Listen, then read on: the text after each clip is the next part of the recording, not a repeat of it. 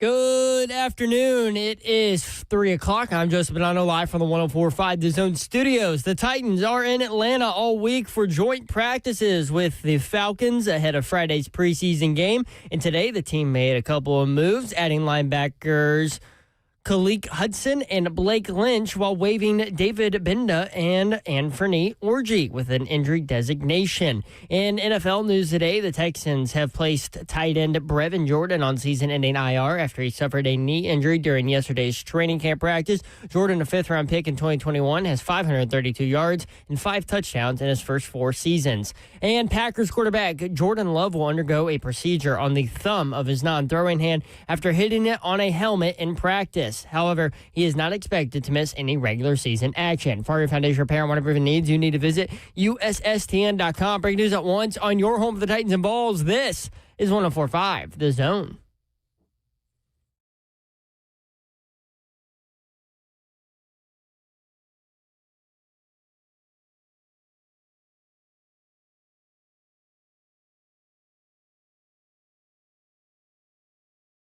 HL 104.5 The Zone. What up, Nashville? Brent Doherty with you on a beautiful day in the Music City. Hope you're having a great Tuesday. Brandon on YouTube. What up, Mayor? What up, Brandon? Karen, afternoon, Mayor. Slay, Bab, Zeph. What up, though? What up, Karen? Hi, party people. There she is. She's Babsy. Let's go.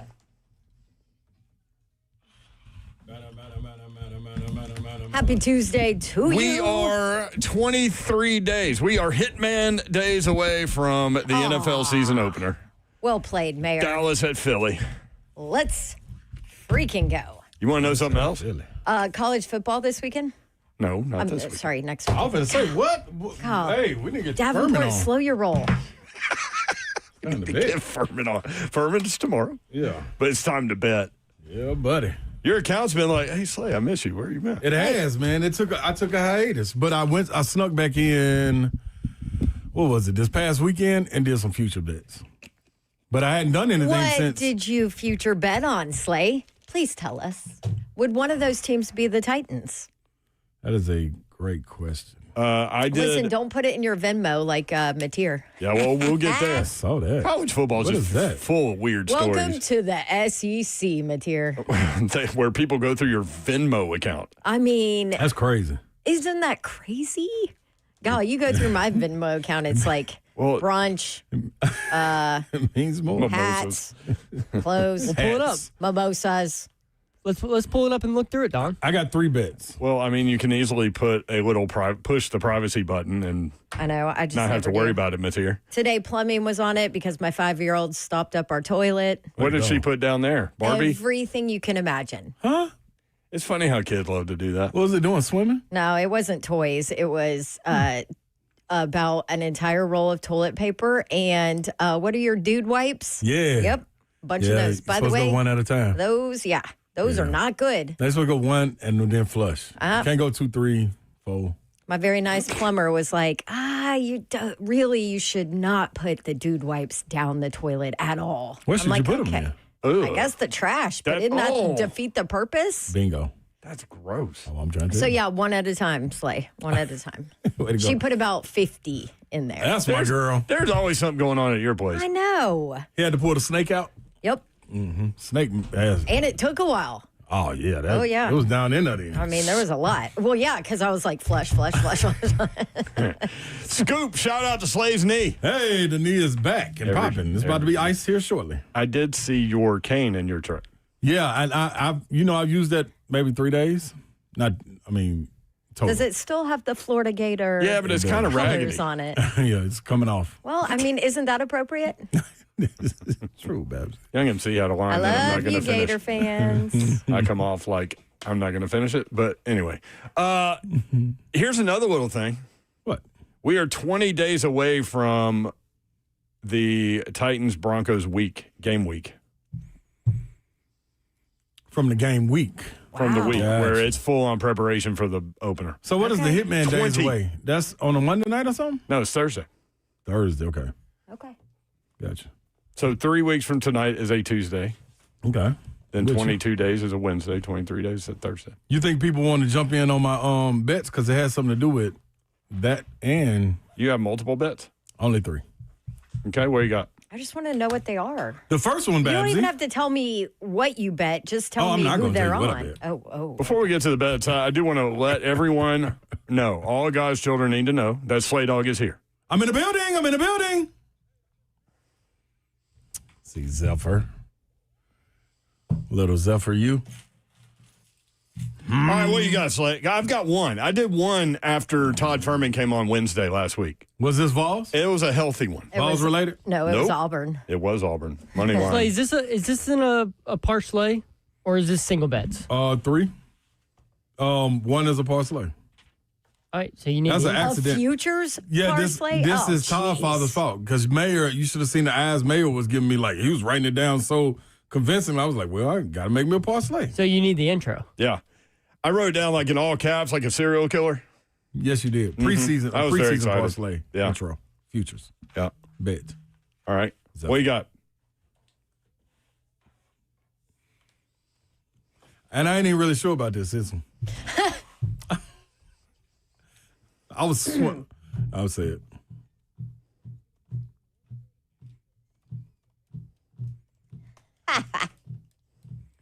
We haven't heard that in a while. Yeah. Woo! Well, you know sports is back. I was, let me go on and preface this. I was swindled into this. Swindled. Yep. This was done What a by word. Todd Father's voice and your eyes. And your motion of your pen, the way you were writing aggressively. You sound like Zeph. It's everybody else's fault. This is definitely everybody else's fault. Look at Zeph. Like, what? How did I catch that straight? Alyssa, I love that.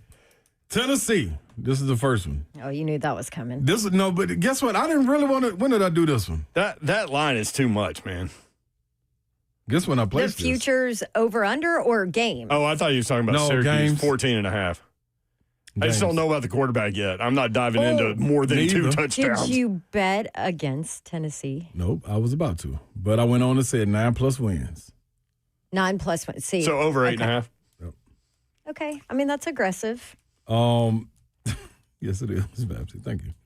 Who knows who the hell your quarterback is? But, you that's know, right. they could win 9 games. Super Bowl, I got that at plus I actually 100. think 8 and 4 is I think that'd be- teetering. 9 and 3 would give me though. 9 and 3. I'm like, hell yeah, we on our way. 8 and 4. It's like, okay, that was good. Come on, Faison. Fake, that's bingo. Let's go. Off season time. Yeah. My Super Bowl prediction Lions and Bills. plus 650. Baltimore Ravens winning the Super Bowl. You've been on that for a while. You have. Okay. So I went on and put it in there. Plus 650. I agreed with you last time, so I don't know why I just said Bills and Lions. Last week I I don't agreed know what with happened. I kind of ignored that one because Yeah, it's funny. I don't know what was going on. It's funny what goes on in my head. I got that at plus 650. Mm-hmm. This one is the parlay. This is plus 2,386. Oh, jeez. You know something's coming. I mean, we're 3 weeks away from football, We ready, y'all? and you've already got a parlay. It's a preseason. What you got? Notre Dame at Miami on that Sunday. By the way, Notre Dame with a quarterback battle. They don't they know who are. their quarterback is yet. Yes, they are. Under 53.5. Under 53. You're already taking an under? Yep. Babs, Got that at minus 105. what's going on over here? That's minus 105. Okay. I'm okay with that. LSU at Clemson Ooh, in that's a Death good one. Valley. It's a lot at stake. They're right both Death Valley. here. At the second Death Valley. At Death Valley, too. They literally are both Death Valley. There's only one real one. You're going LSU? LSU plus 4.5. Oh, yeah, I did that one actually, too. Really? I forgot. Okay. Okay, but No. no. Let's go back to Todd Father. Yeah, and Todd everybody Father's- else that we done had on the show. Everybody talking about Mussenberger. Okay, well, that's not his name. What's his name? What'd you call him? Mussenberger. Mussenberger? Yeah, what's his name? Finding like a bunch of LSU quarterbacks. Who are you combining? He's combining Mettenberger And Nussmeier. and Nussmeier. Nussmeier. You combined better than one. Mettenberger. Mettenberger hasn't been there in like 13 years. You know who thought that is? Who did we just see on the that's broadcast so of the good. Hall of Fame game? Brent Musburger. Bingo. Oh, and there's stories about him today you probably read. It creeped in my mind. They're doing an NFL Today 50-year anniversary in week 3 of the NFL season, and Brent Musburger is going to be part of that. You probably saw that today, too. Nussmeier. Oh, I love you, Slade. I'm saying all this. Musburger will get it done. All this. Everybody's saying, like, this the guy. He could be number 1 pick. He got to deliver. I've been against these guys since Jaden Daniels. Something got to happen, right? What was the first question we asked him? Nussmeier? Yeah. What? Have you ever been called D's Nussmeier? Yeah. He looked at me. He's like, yeah, actually. That was you. That was me. Yeah, that was bingo card. That was his first foray into 3HL. Check this one out, though. Nussmeier. Syracuse at Tennessee. Okay. Under 53.5. Ooh, okay.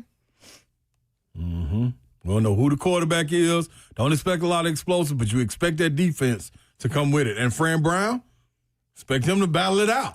Little defense. This is what's going on in my head. Texas at Ohio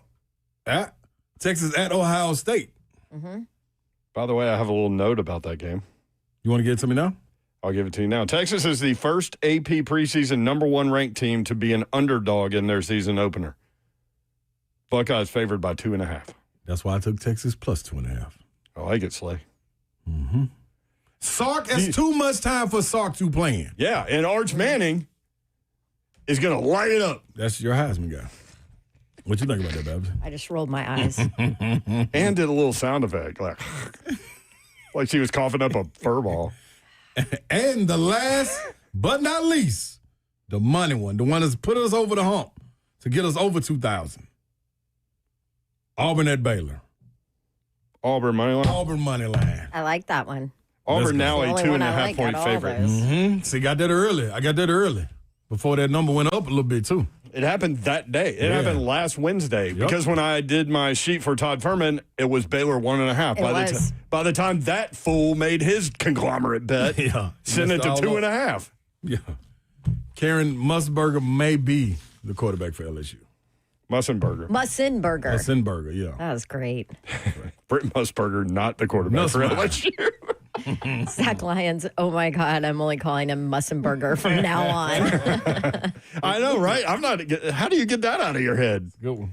I don't know, but it's good. You are looking live. All right, you can watch us welcome live. to the show, everybody. Yeah, welcome if you're new to 3HL, we do crazy things. Organized chaos.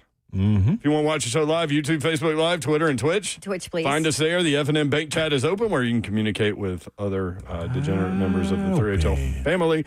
The Titans reportedly started the joint practice session today with the Falcons slowly on offense and defense. We'll talk about it next. How concerned are you? 615-737-1045.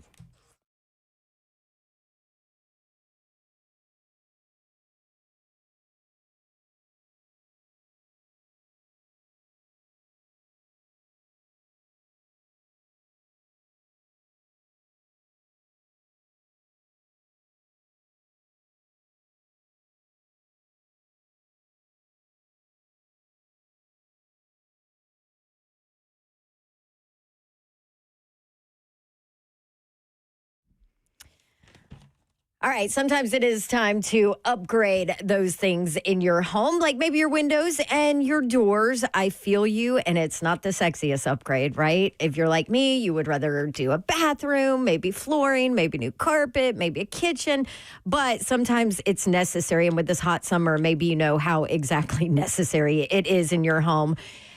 To do it, you should call Pella Windows and Doors of Nashville. That's who I chose. I did all the research for you. I went through every single company here in town, and they were my absolute favorites, and I've loved the experience. You might be surprised to learn how affordable replacement windows and doors are from Pella Windows and Doors of Nashville as well, and even more affordable in the month of August with the Dawn deal. No interest, no promo payments due if paid in full within 24 months, so you get 2 years to pay off those windows and doors. On top of that, 50% off qualifying installations. See if you qualify for that and schedule your free consultation with Pella Windows and Doors of Nashville.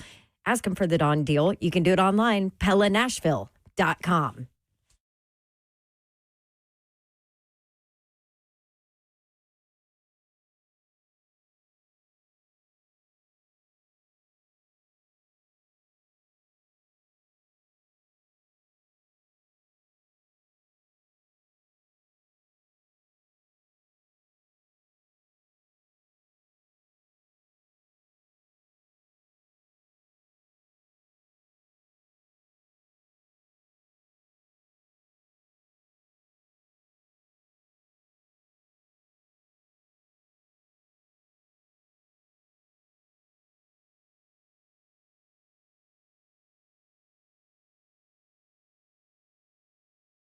Let's face it, buying a vehicle should be straightforward and stress-free, and that's exactly how Two Rivers Ford has been doing business for decades.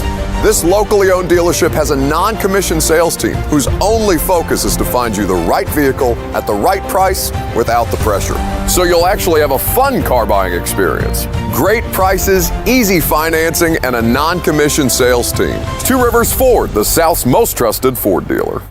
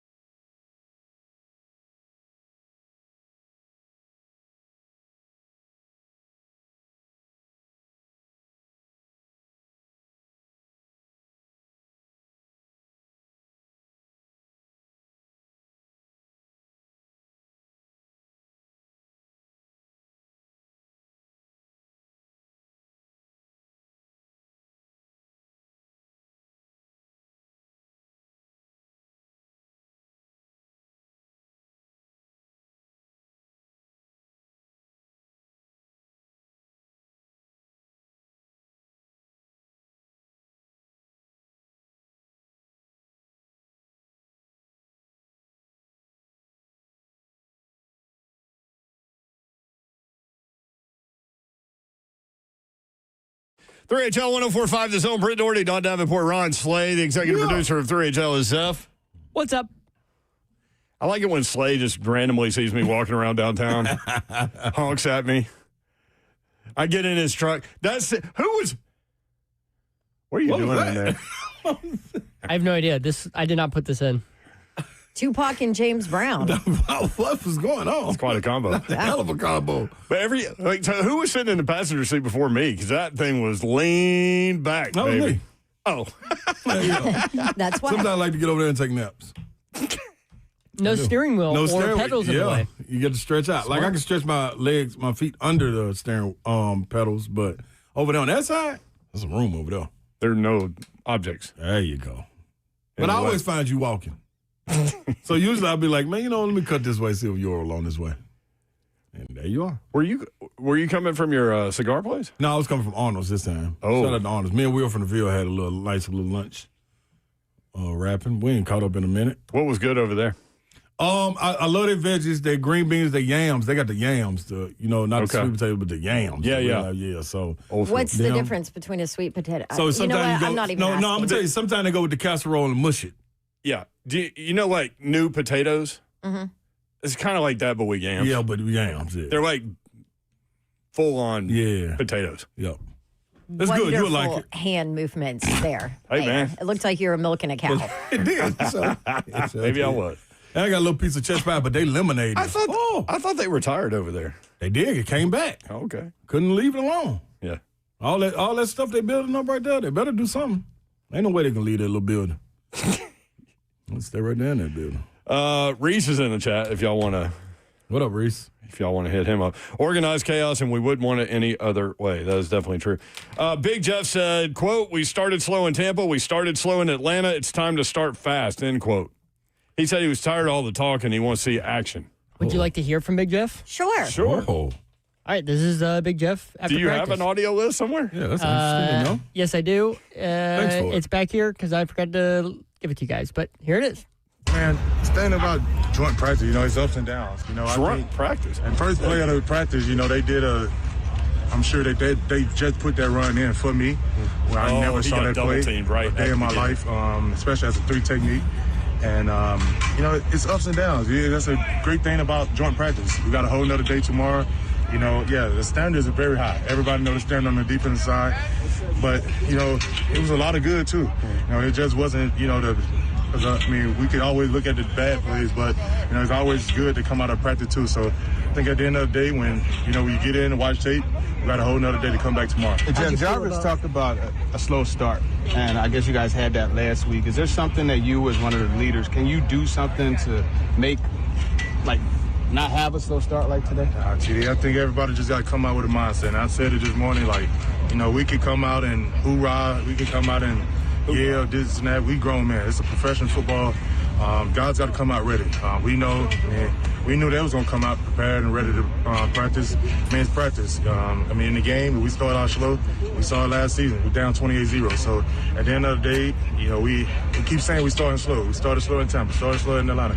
It's time to start fast. At the end of the day, it's a lot of things that we keep saying this year, which I keep hating to go back to last year.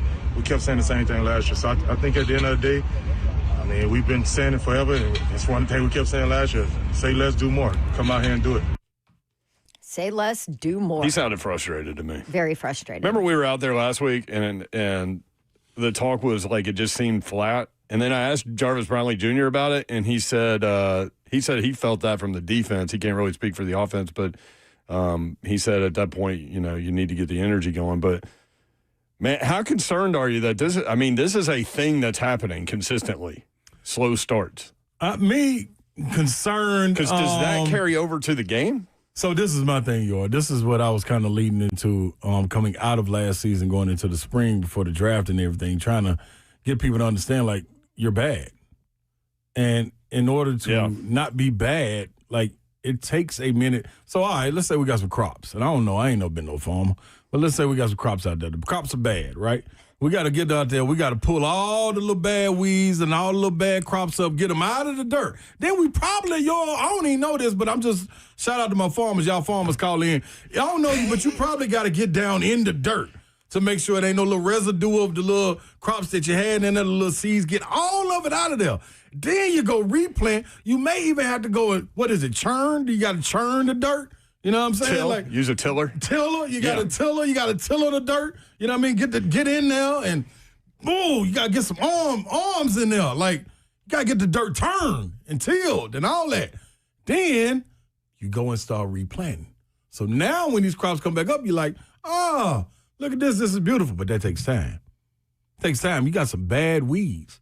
You got an Isaiah Wilson weed in there. Okay, I was going to say, are you saying that these weeds are old, or this is No, this is the residue that we. team? No, this the residue Still the from residue. that we done took and we done planted over the Isaiah Wilsons and the Caleb Farleys and the Shirley Burks and so when you're all weeding, of them, you can't just pull the leaves out. You've got to get the root of the weed, or it'll come back. on, y'all. Trust me, I That's know what I'm that saying. from my flower beds right now. See, now everybody on the same page. Because she ended up with a weed tree. That was Isaiah Wilson. That, yes. That's a bad In weed, more ways dog. than one. That's a bad weed. But you got to remember, this takes time. Just because you went and got a rose and you planted that rose don't mean it's going to be a whole bunch of roses. That rose can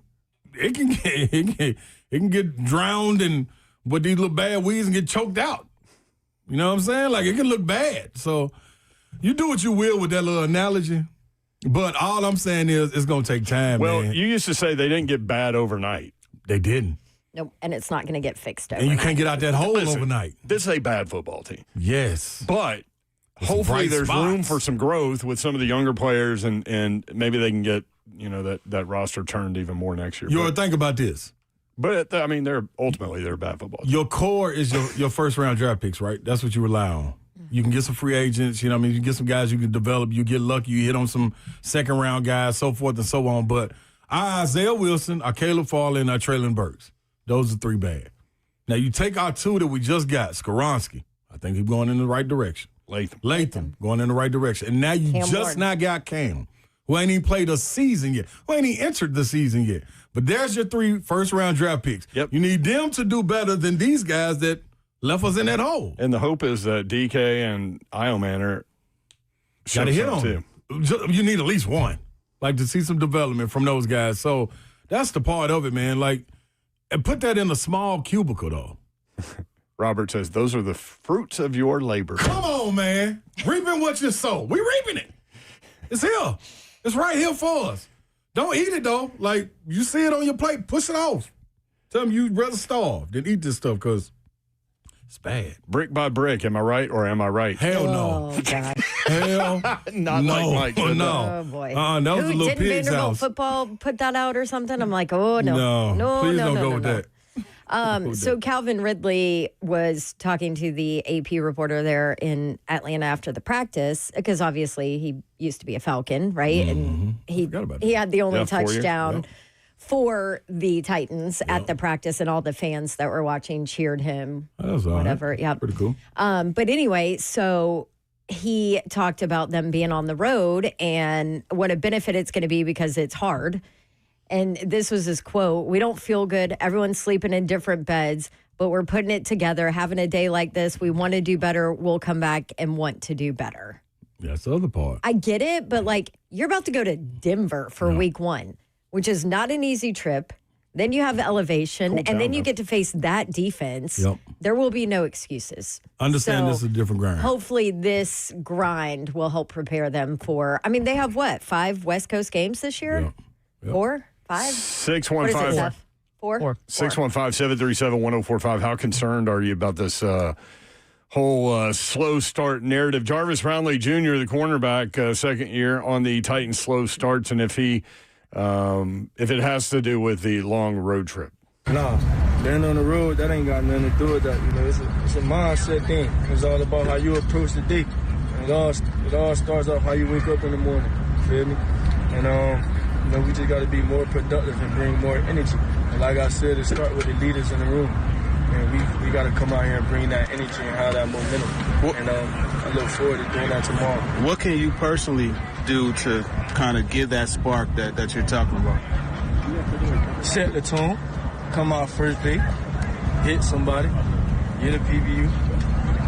It's all how you approach the guys. And really, that's it. Play my game, really, for real. And just talk that talk. When I do that, man, it bring the guys up, it bring energy in the room. Come on. Jarvis Brownley Jr. Also saying overall as a practice, it was all right. It wasn't our intention, how we usually come out here and play, but there's always lessons to learn. And, you'd probably rather hear it from him. Here's Jarvis Brownley Jr. with this quote. Overall, as a practice, it was all right. It wasn't our intention, how we usually come out here and play. But, there's always lesson learned. And we got to come back out here tomorrow 10 times harder and come out here and practice 10 times stronger. Because if you ask me, from our point of the ball, I couldn't really see the offense. But honestly, it was all right. It was bull. We could play way better than that. And, it started with the leaders, though. We got to come out here fast. We got to come out here and set the tone, set the energy.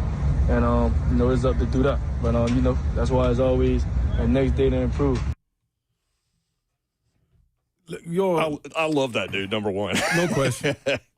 That's a fighter. That's what you got right there. Yep. A guy that want to compete. But these trips like this, the teams that you see successful on any level, especially from college on up to pro, when you go on the road are usually veteran teams. Usually vets lead because they've been there. They know what it is. It's not a lot on this squad and not a lot that are playing. You got a good handful of vets, but it's not a lot.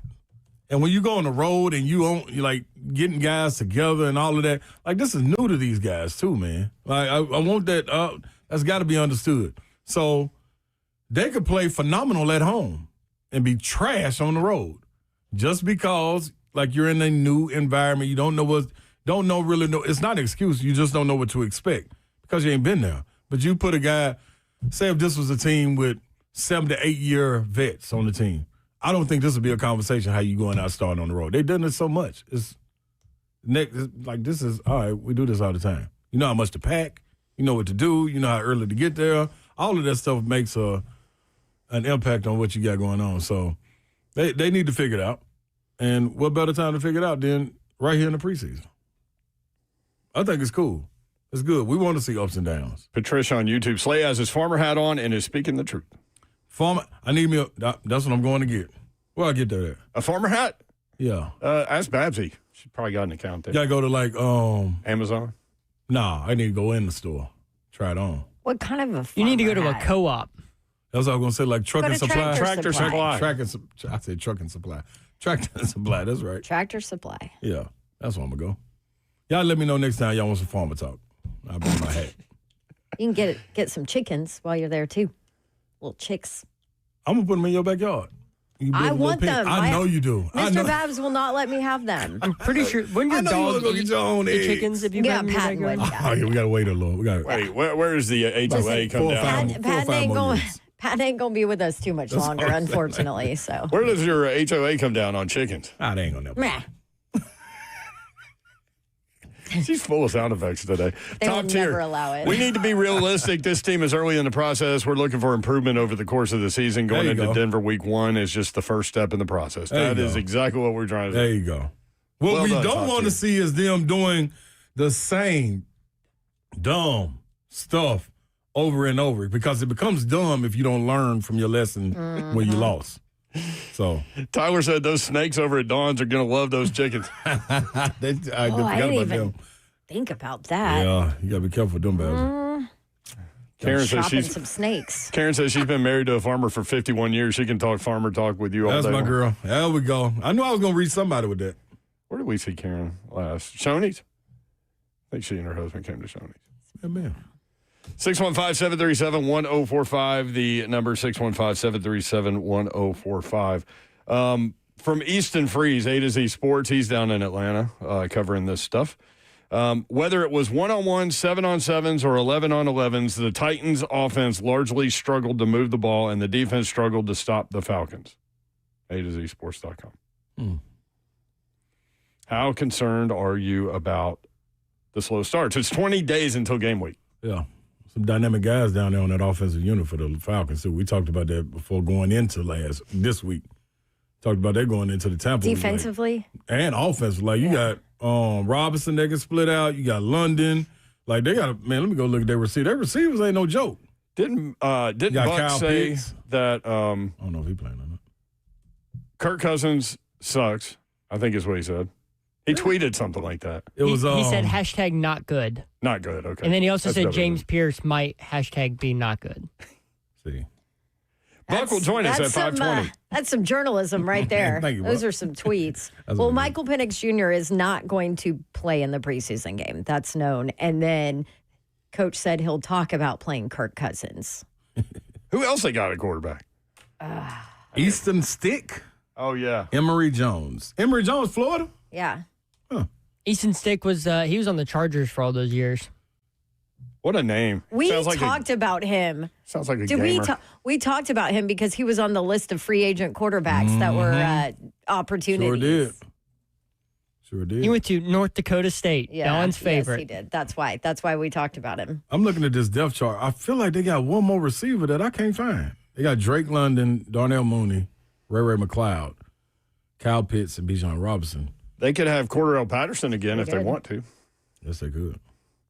All right, I feel like it was somebody else that was a rookie. Was Drake wasn't no rookie last year. It was his second year, right? Let me look. Oh, are you thinking of DJ Chark? He got It was he got from Jacksonville, right? yeah, he got injured a few weeks ago. Okay. He is That's there, what it though. was, yep. Little speedster. Okay.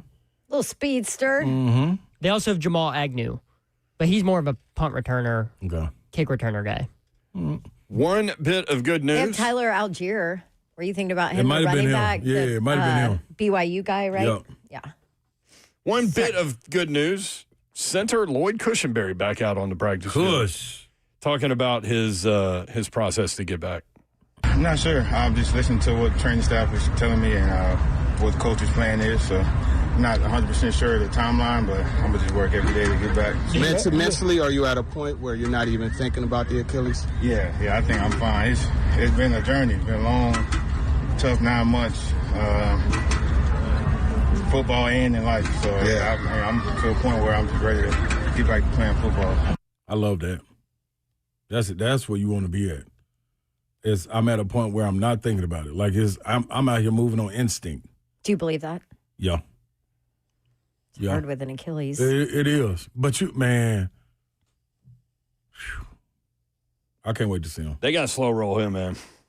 Like, please. I felt like I sounded like Gruden there. I didn't mean to. You did a little bit. Got slow roll him, man. Speaking of John Gruden, I told Brent this yesterday after the show, but Taylor Zarzer has the perfect John Gruden impression. Oh, that's great to know. Come on, Taylor. We're going to have to get that out of him. It is phenomenal. Now, did he? Why I want him to slow roll it? Did he do John Gruden to John Gruden?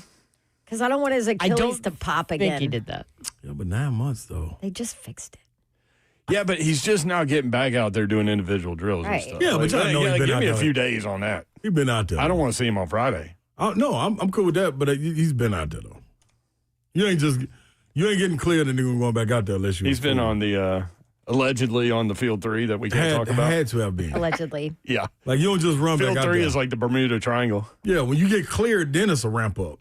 Like you work. That means he's already reached his level of getting strength and everything, getting all of that back. Now it's just maintaining it and getting the instinct back of playing with it. So. I mean, typical recovery period, 6 to 12 months. So he's at 9. Right in the middle of it. He's right there. Okay. Babsy, why do you have such a big frown? man. He's a big man. Yeah, but I think Babs, I think you got to go. Like if He's also an athlete. if he go out there playing like. Okay, How old man, is I need to Kush? be 27, 28. I was thinking 29. Wow, we're really on this. Lloyd Cushenberry is 27 years old. There we go. Okay. There you go. That makes me feel a little better. He will be. He seems like he's 29 when you talk to him. He'll be 28 at the end of November. There you go. Thank you. So there you go, man. Like this like you got to be willing to say, you know what, man, whatever happens, happens. And that's how I feel.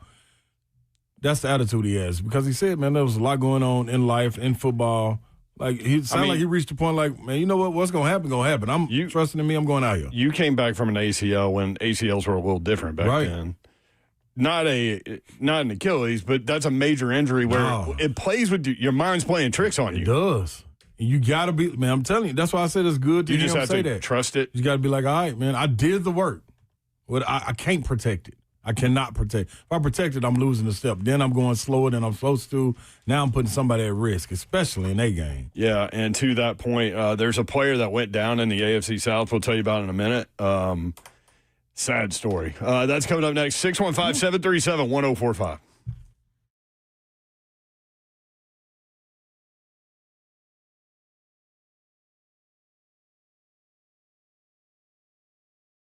Slay said, I hate it when you get me with the tease. No need to tease at Brentwood Jewelry. You can see great jewelry items and purchase them right there. I ain't teasing. They've got you covered. 7012 Church Street in the heart of Brentwood, just off Franklin Road. BrentwoodJewelry.com. For more than 50 years, Brentwood Jewelry has been proudly serving the Middle Tennessee community with exceptional style and exceptional deals every day. As a family-owned and operated business spanning 3 generations, the Imamali family, deeply rooted in this community, from Salem service and the special forces to his son serving as local firefighters, the Imamali family dedicated to giving back. Support local, y'all. Shop Brentwood Jewelry. And, man, they have an incredible selection. There's no question about that. But the other thing, you're going to gain when you go into Brentwood Jewelry is you're going to gain friends. Incredible family, and you'll experience that and feel that. Brentwood Jewelry here to help you pop the question. If you're thinking about doing that, let them help you take the stress out of selecting the perfect engagement ring. They can help you find a beautiful ring in your ideal budget. Browse their incredible selection of one-of-a-kind rings, or talk with their custom design specialist to create a stunning ring as remarkable as your loved one. Brentwood Jewelry, 7012 Church Street, in the heart of Brentwood, just off Franklin Road. Exceptional style, exceptional deals every day for more than 50 years. Visit BrentwoodJewelry.com.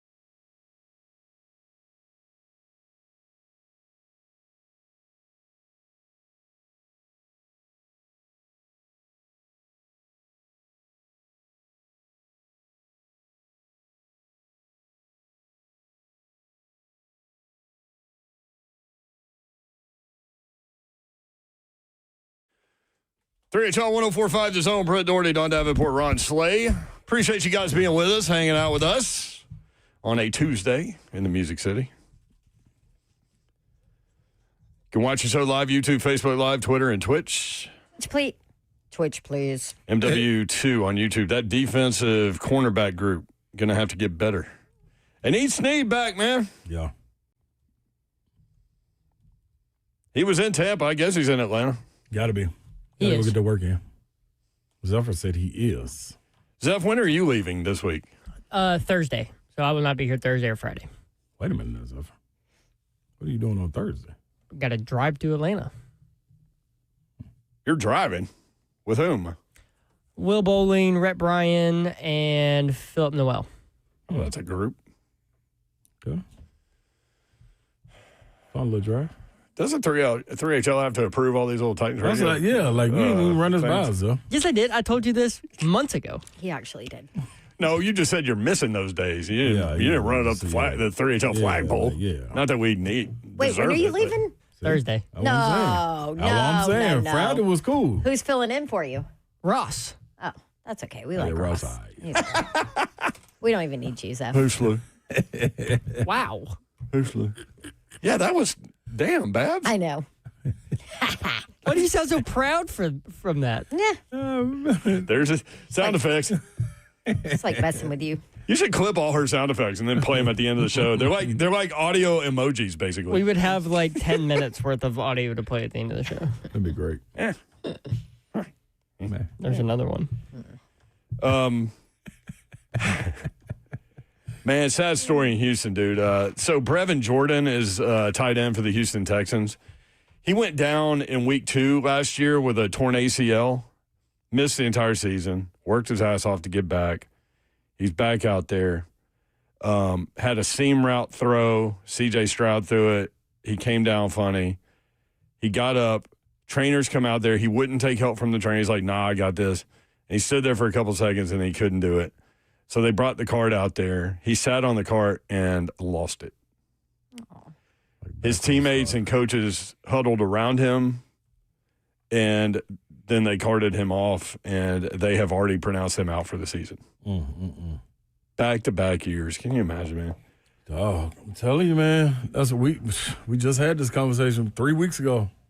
Like, to work to get back to that point where you're able to get back out there with your guys, then go back down. So they signed him in the offseason. His contract was up. They signed him in the offseason to a 1-year deal, even coming off the ACL. $2.1 million, $850,000 guaranteed. Man, that's all right, Atlanta.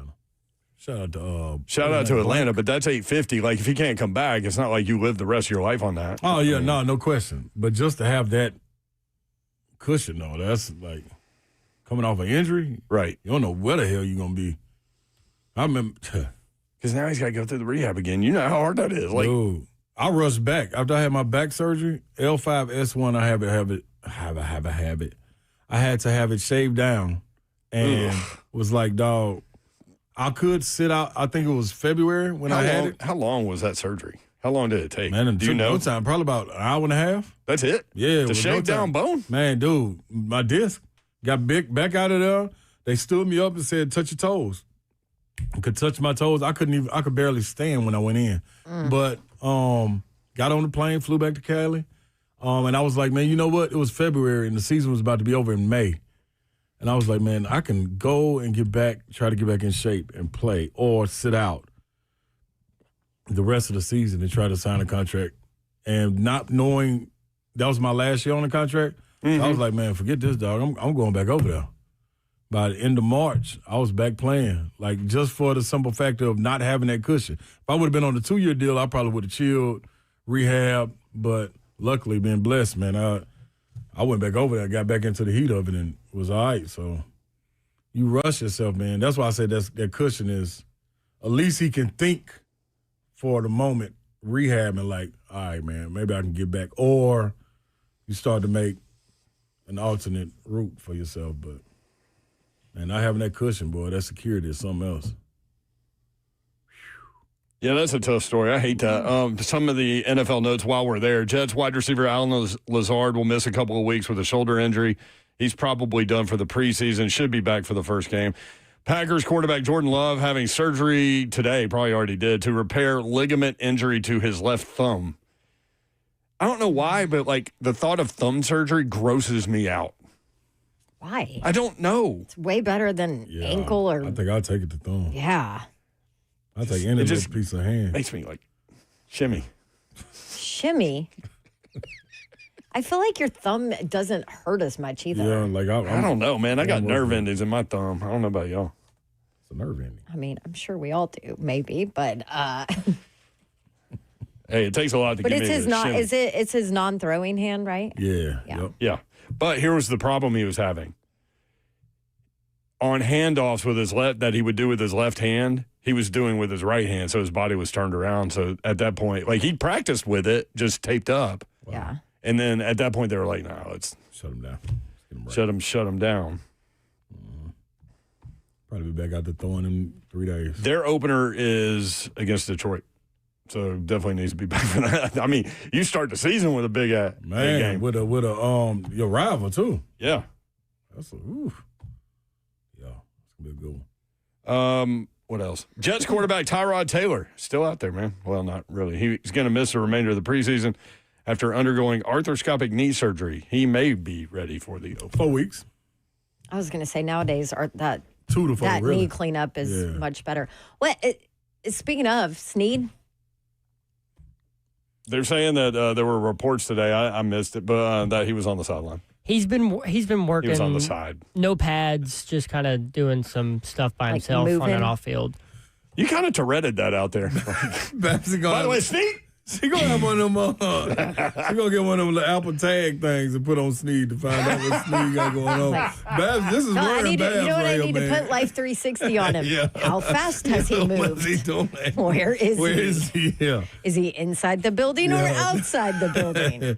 I'm Is he in telling the you. grass? Babs, you don't feel too good about this. No, I don't. How this is progressing. 4-year what's got her deal worth concerned. $76.4 million, which included a bag. $20 million signing There you go, bonus bag. and $51.5 million guaranteed. Snead and Cush have her nervous. Yeah. Those two things. Snead has me more pissy. Yeah, like you don't, yeah. You know? Yeah, okay. Kush, I'm just, don't rush him back. Yeah, you're a little worried about that one. Careful, Cush.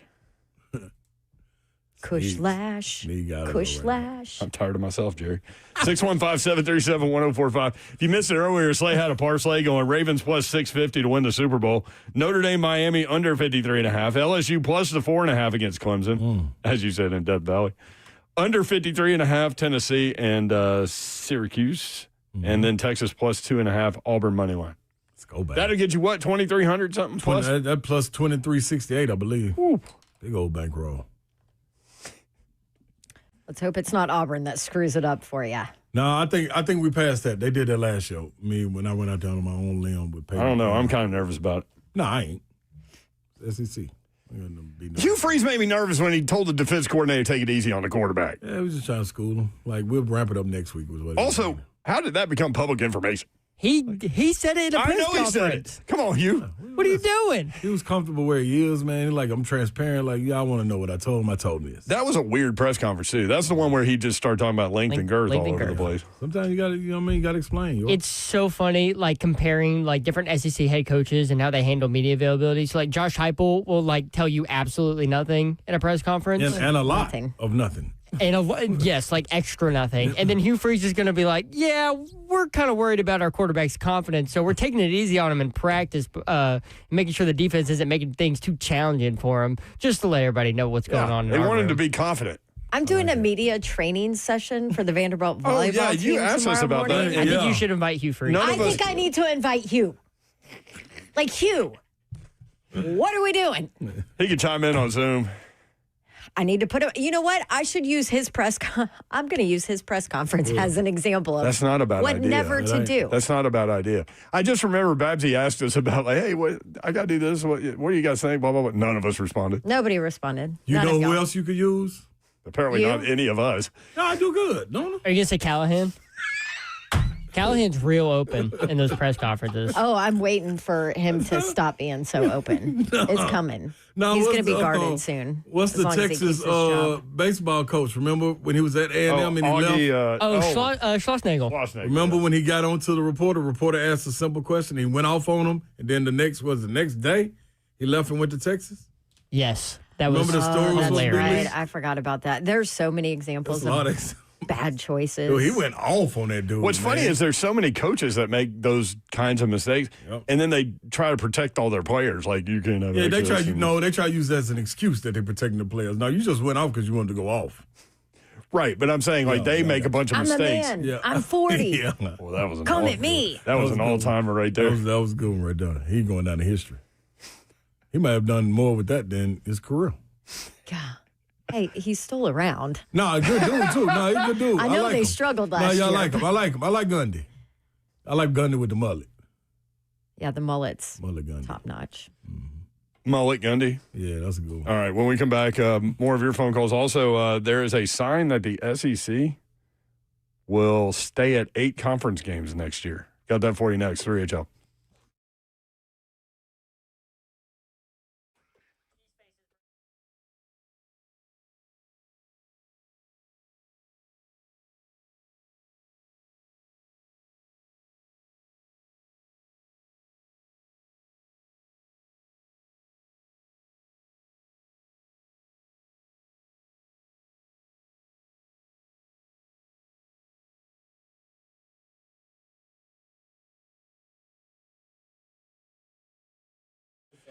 I want to tell you about Espaces. My guy John Pirtle and his crew have everything you need when you're looking for workspace, when you're looking for private offices, when you're looking for meeting rooms. And they've got flexible terms. They've got beautiful professional spaces that are move-in ready. They've got you covered if you're looking for anything work-related, to work by yourself or to have a group of people come over and meet up in a centralized location. They make it easy for you with 15 locations. You can find online. Espaces.com is the website. That's espaces.com. Redefining co-working with exceptional offices for every business, type of business. And the 2 newest locations, Cool Springs at Corporate Center, Brentwood at City Park. Again, 15 eSpaces locations. You can look online, espaces.com. Designed for entrepreneurs, teams, and established professionals. Featuring, as I said, private offices, team suites, meeting rooms that are fully equipped, 24/7 access, flexible terms, beautiful professional spaces that are move-in ready, whether you're looking for something short-term, long-term, whatever you need, they'll be able to help you out. Maybe you're scaling up or just getting started. eSpaces provides flexibility without compromise. Want to check it out? Tours available now. Reserve your space early. Visit espaces.com. That's espaces.com.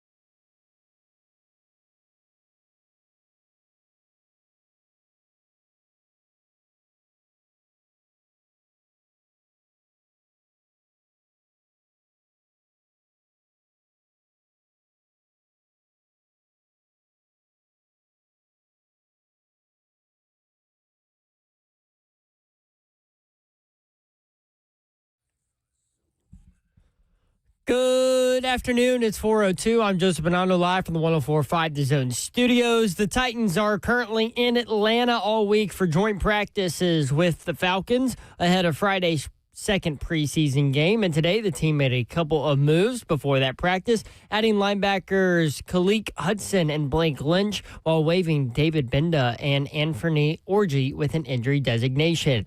In NFL news, the Texans have placed tight end Brevin Jordan on season-ending IR after he suffered a knee injury during yesterday's training camp practice. Also, Vikings wide receiver Rondale Moore will miss the entire season after suffering a knee injury yesterday. This is the second straight season-ending injury for both of them. And Packers quarterback Jordan Love will undergo a procedure on the thumb of his non-throwing hand after hitting it on a helmet in practice. He is not expected to miss any regular season action. For your foundation repair and waterproof needs, you need to visit USSTN.com. Breaking news at once and your home for the Titans and Vols. This is 104.5 The Zone.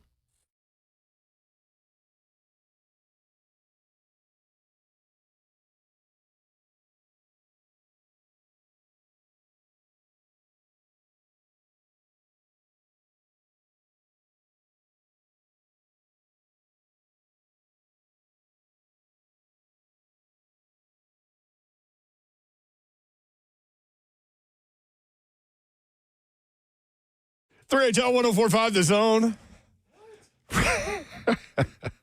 Brent Doherty with you on a beautiful day in the Music City. Slay Dog is here shaking his head. I don't know what's going on over here. There was a lot going on during the break. You might have been able to hear them when I was talking about Espaces. It's so wild in here. So Babsy brought in a snack because she's trying to eat healthy today. And they're Harvest Snaps. And I almost bought those at the grocery store, as a matter of fact.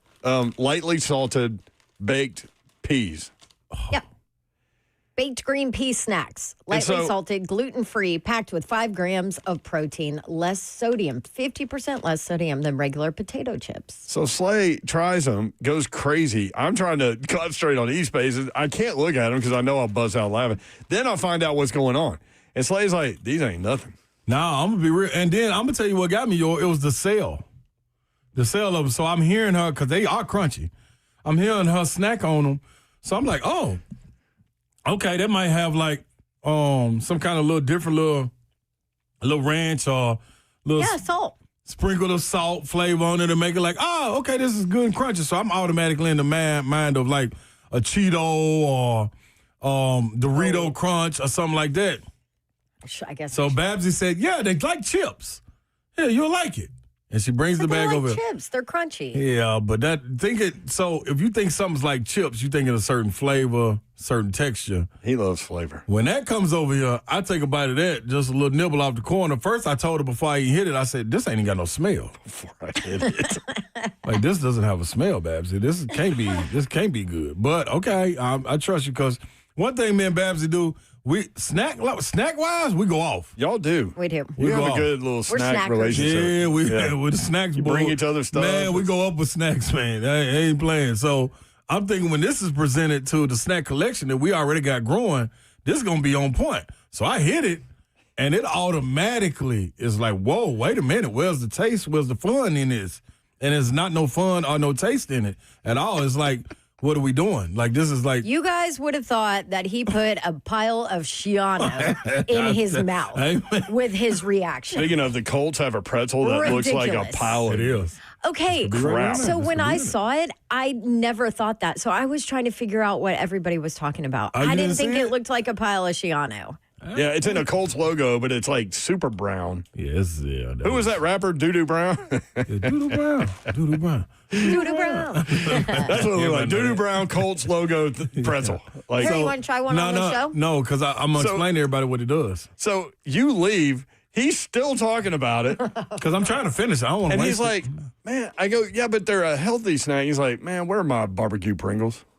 Yeah, and then listen, when I think healthy snack, I'm thinking more along the lines of simply, you know how they make the white cheddar Cheetos? Them cold-blooded. So I'm that was actually the next line out of his mouth. He didn't explain it like that. He just said, there are healthy snacks like Cheetos. Yeah. And I'm like, Cheetos? Yeah, I'm good. And they give you that same little crunch with the same seasoning on it that you got to dust your hands off with. But them right there, that is perpetrator. Wait, No, and then it's what good happens, Clay? salt. And then you got a taste of green peas aftertaste in your mouth. I don't want that. Like, oh my God, like it's really green peas like a little kid. Like, I'm telling you right now, you offer that to any kid 6 and under, they're going to make the same face I made. He asked if Baby Babs ate them. I was like, no. That's my girl. Absolutely So, She ain't going for what that. did you end up with, Slay?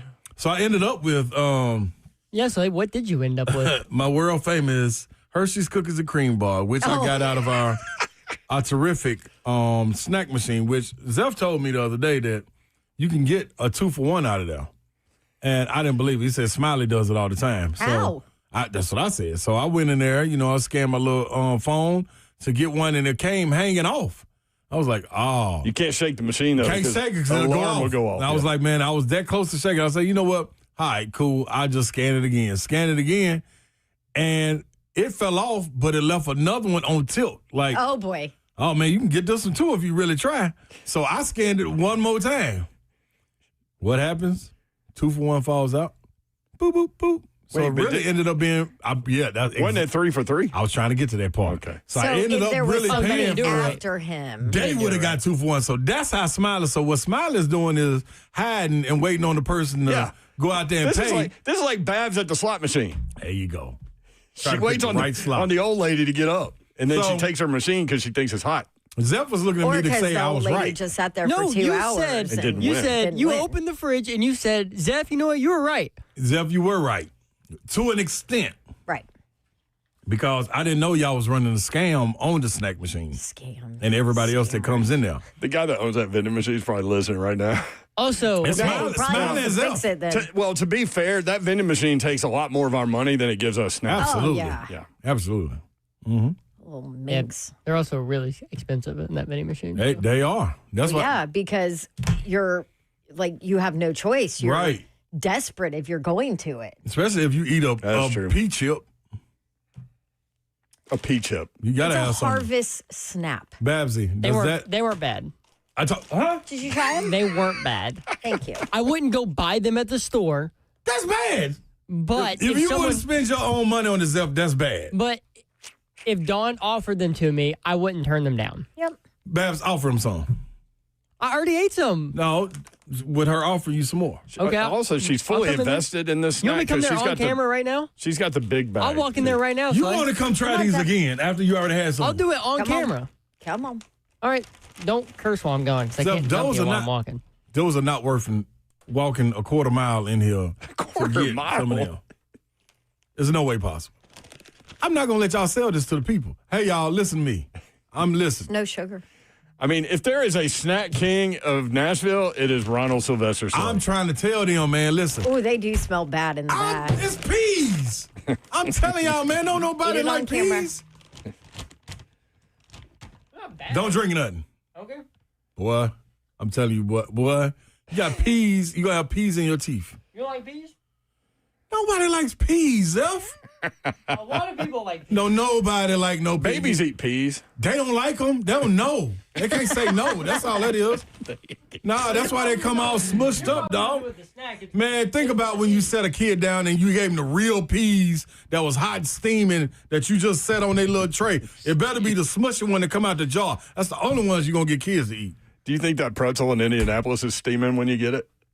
Oh, a steaming pile of, yeah. There you go, you are. So you guys, Man, I'm telling y'all, man. I did not think it looked like that, but everybody else did. So I wish there we are. everybody. Yeah, put that the Colts thing on the. I wish everybody 3HL could feed. try what Babsy has. There is a sign. Oh, by the way, speaking of, Babsy's here. Look at her. She's right there. yes. Hello, You can Let's see her go. on YouTube and Facebook and Twitter and Twitch. That's right. Twitch, please. Zeph Dog is here too. What up, Zephyr? What's up? Zeph Dog is here, comma, also. There's a sign that the SEC will stay with an 8-game schedule in 2026. It's being reported that Kentucky has added a 4th non-conference game in 2026. Against Kent State. They're going to pay Kent State $1.6 million to play them.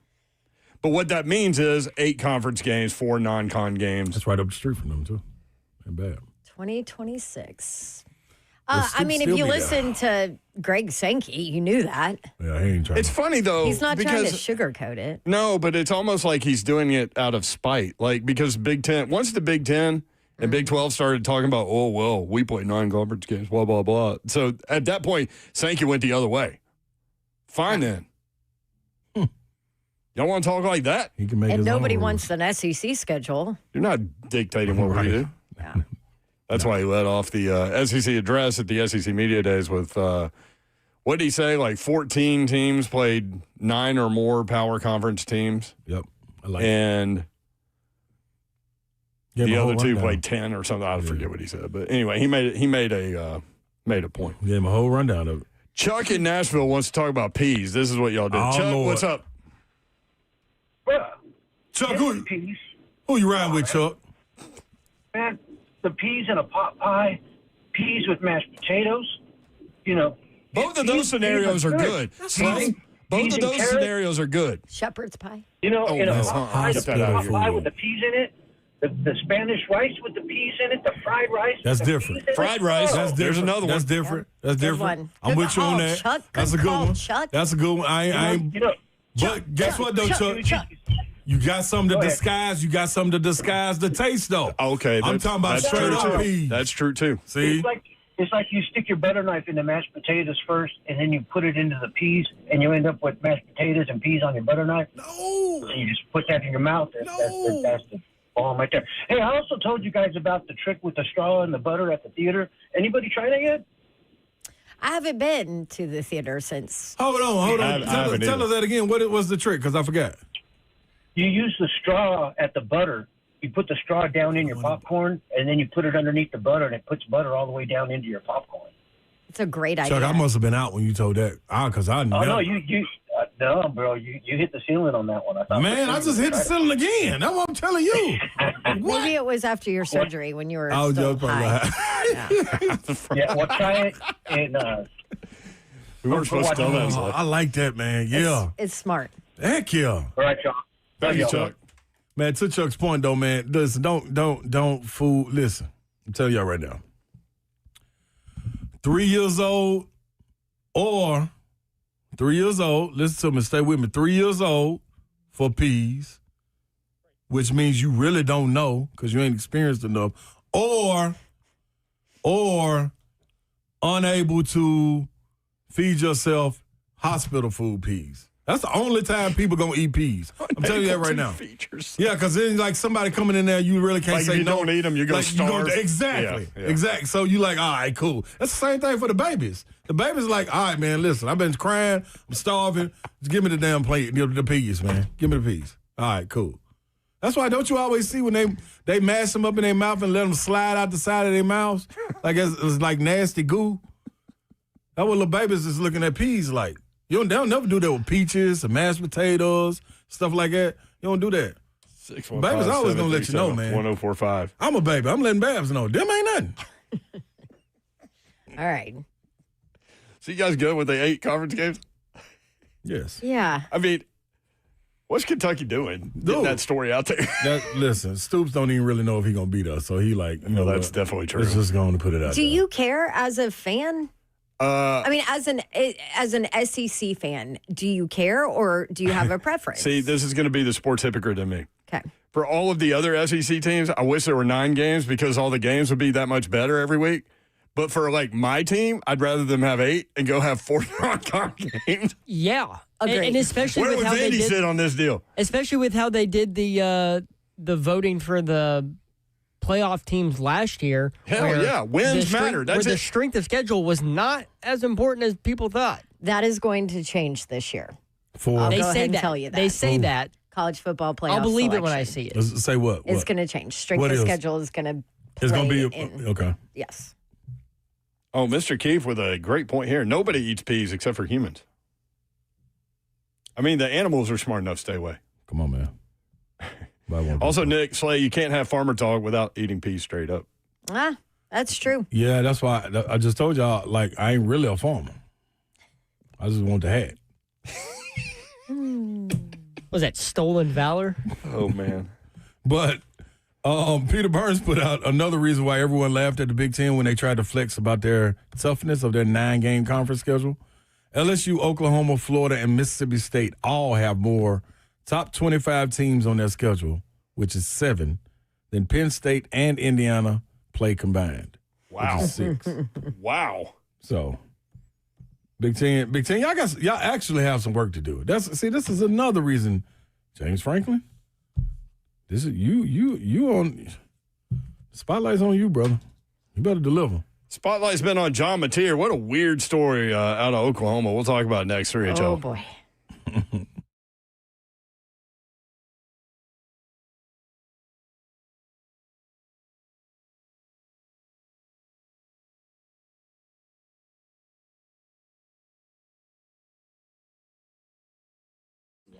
Smoky Mountain Tops. You can check them out online, smtops.com. They have been doing it well forever. Quality, service, dedication. Smoky Mountain Tops, your trusted countertop pros. Maybe you're thinking about upgrading your kitchen or bath. You can completely transform your house with custom countertops. Beautiful products from Smoky Mountain Tops. Trust the experts at Smoky Mountain Tops, Tennessee's leader in premium stone surfaces for more than 30 years. I've trusted Smoky Mountain Tops for several projects for many years, and their craftsmanship speaks for itself. Check out their stunning Honstone quartz at their Nashville design studio.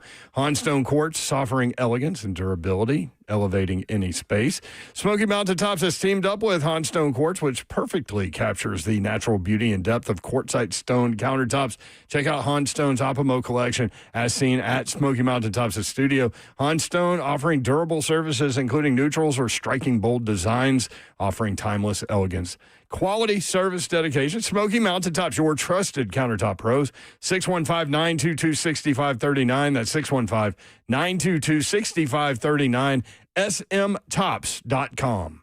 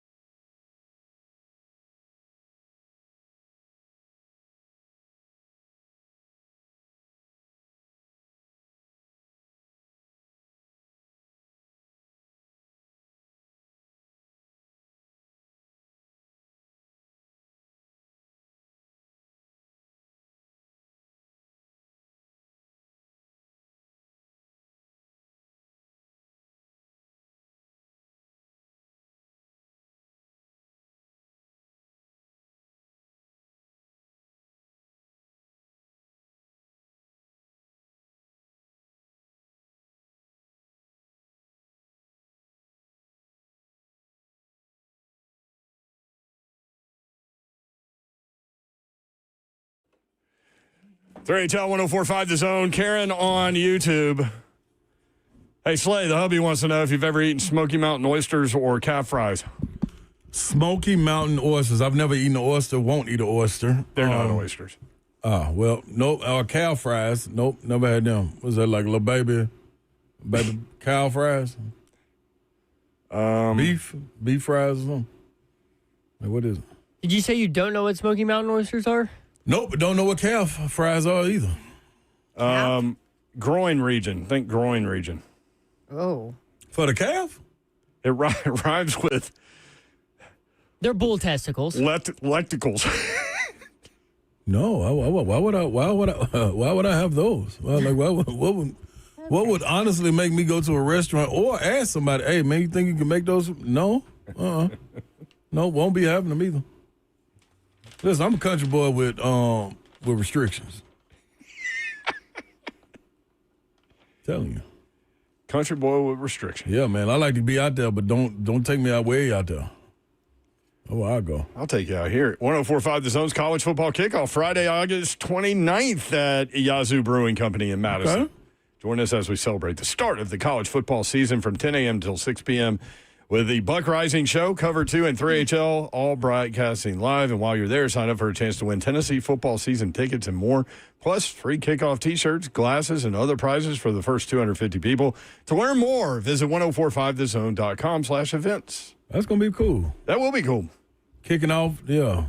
Oh, that's the 29th. That's Friday. Friday before the big Saturday. I'm trying to figure out when I'm going down to this game. You are going to go, though? I'm going to have to. Me and Will from the Ville, we going.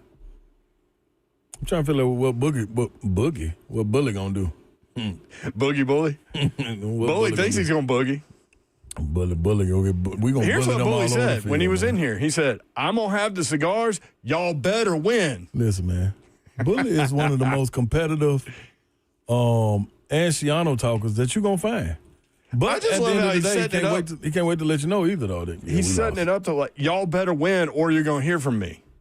What about if they lose? We're not going to hear from them? That's what it sounded like to me. Yeah, that's not really how it works. Bully was excited. Listen, that's my boy. You know He what I was mean? excited. Get excited about, playing the Vols. This is what we bring out. He had just come back from there, too. Yeah, like, come on, man. Yeah. What did he say? They only have flights on Thursday and Sunday? Yeah, something like it. Tuesday and Thursday, something. Thursday and something. Yeah, something. You have literally no choice on your trip? Yeah, get on up. The direct flights. Yeah, Thursday, Saturday, I think is what he said. Yeah. 615-737-1045 is the number at 3HL 1045 on X. Okay, so all this started to brew last night with John Mateer, the Oklahoma quarterback. There was a report out there, and I didn't really trust it at first because, like, the first guy I saw to tweet it only had, like, 500 followers or something. Yeah. And so then you start to see other things. So Pete Thamel this morning with ESPN reported that Oklahoma officials are aware of Sooner quarterback John Mateer's Venmo activity that surfaced online last night that twice referenced sports gambling in the, like, if you pay on Venmo and you have and you don't push the private button, like, anybody can see your stuff, right? Yeah. And so you have to put what the transaction is for on Venmo. So he wrote sports gambling on one of them, and then in parentheses wrote UCLA and USC. Very specific. And then the next item was sports gambling, and then the next item was flowers. And then there's a coffee, then there's something to his sister. Yeah. So I'll get to his little statement here in a minute, but why would you be that? I don't care if you. So now this was timing wise. This was 2021 or 21 or yeah. It was his freshman year. Okay. At Okay. Washington State. Washington State. Mm-hmm. Yeah. So Mateer has this again from Pete Thamel this morning. Trying to go chronological here. Mateer has consistently denied to Oklahoma officials ever being involved with gambling. Thamel, around noon, then tweeted that he has been told to expect a statement from John Mateer this afternoon that denies any involvement in gambling. He was at practice today. Andy Staples then pointed out that Oklahoma fans have been trying to Venmo Mateer money. I don't know why they're doing that. That's all right. They got NIL, then you're going to get like, okay, then we go, okay, I got him. What he doing? They get the tithes, then he get, the regular. Okay. They give him the money. Give it to him. He better deliver. Mateer did release this. Like, he went through practice today. He wrote this. The allegations that I once participated in sports gambling are false. My previous Venmo descriptions did not accurately portray the transactions in question, but were instead inside jokes between me and my friends. I have never bet on sports. I understand the seriousness of the matter, but recognize that, taken out of context, those Venmo descriptions suggest otherwise. I can assure my teammates, coaches, and officials at the NCAA that I have not engaged in any sports gambling. Todd Furman then wrote this. This story gets more and more absurd. To be honest, would have had more respect for the guy if he said, yep, I bet a few bucks with my buddies on a college football game where I had no direct impact on the outcome. I apologize. NCAA then says it's wrong and moves on with some minor discipline. Yep, could have easily said that I was betting on the video game. Man, you're right. He could have said that. Yeah, we playing online.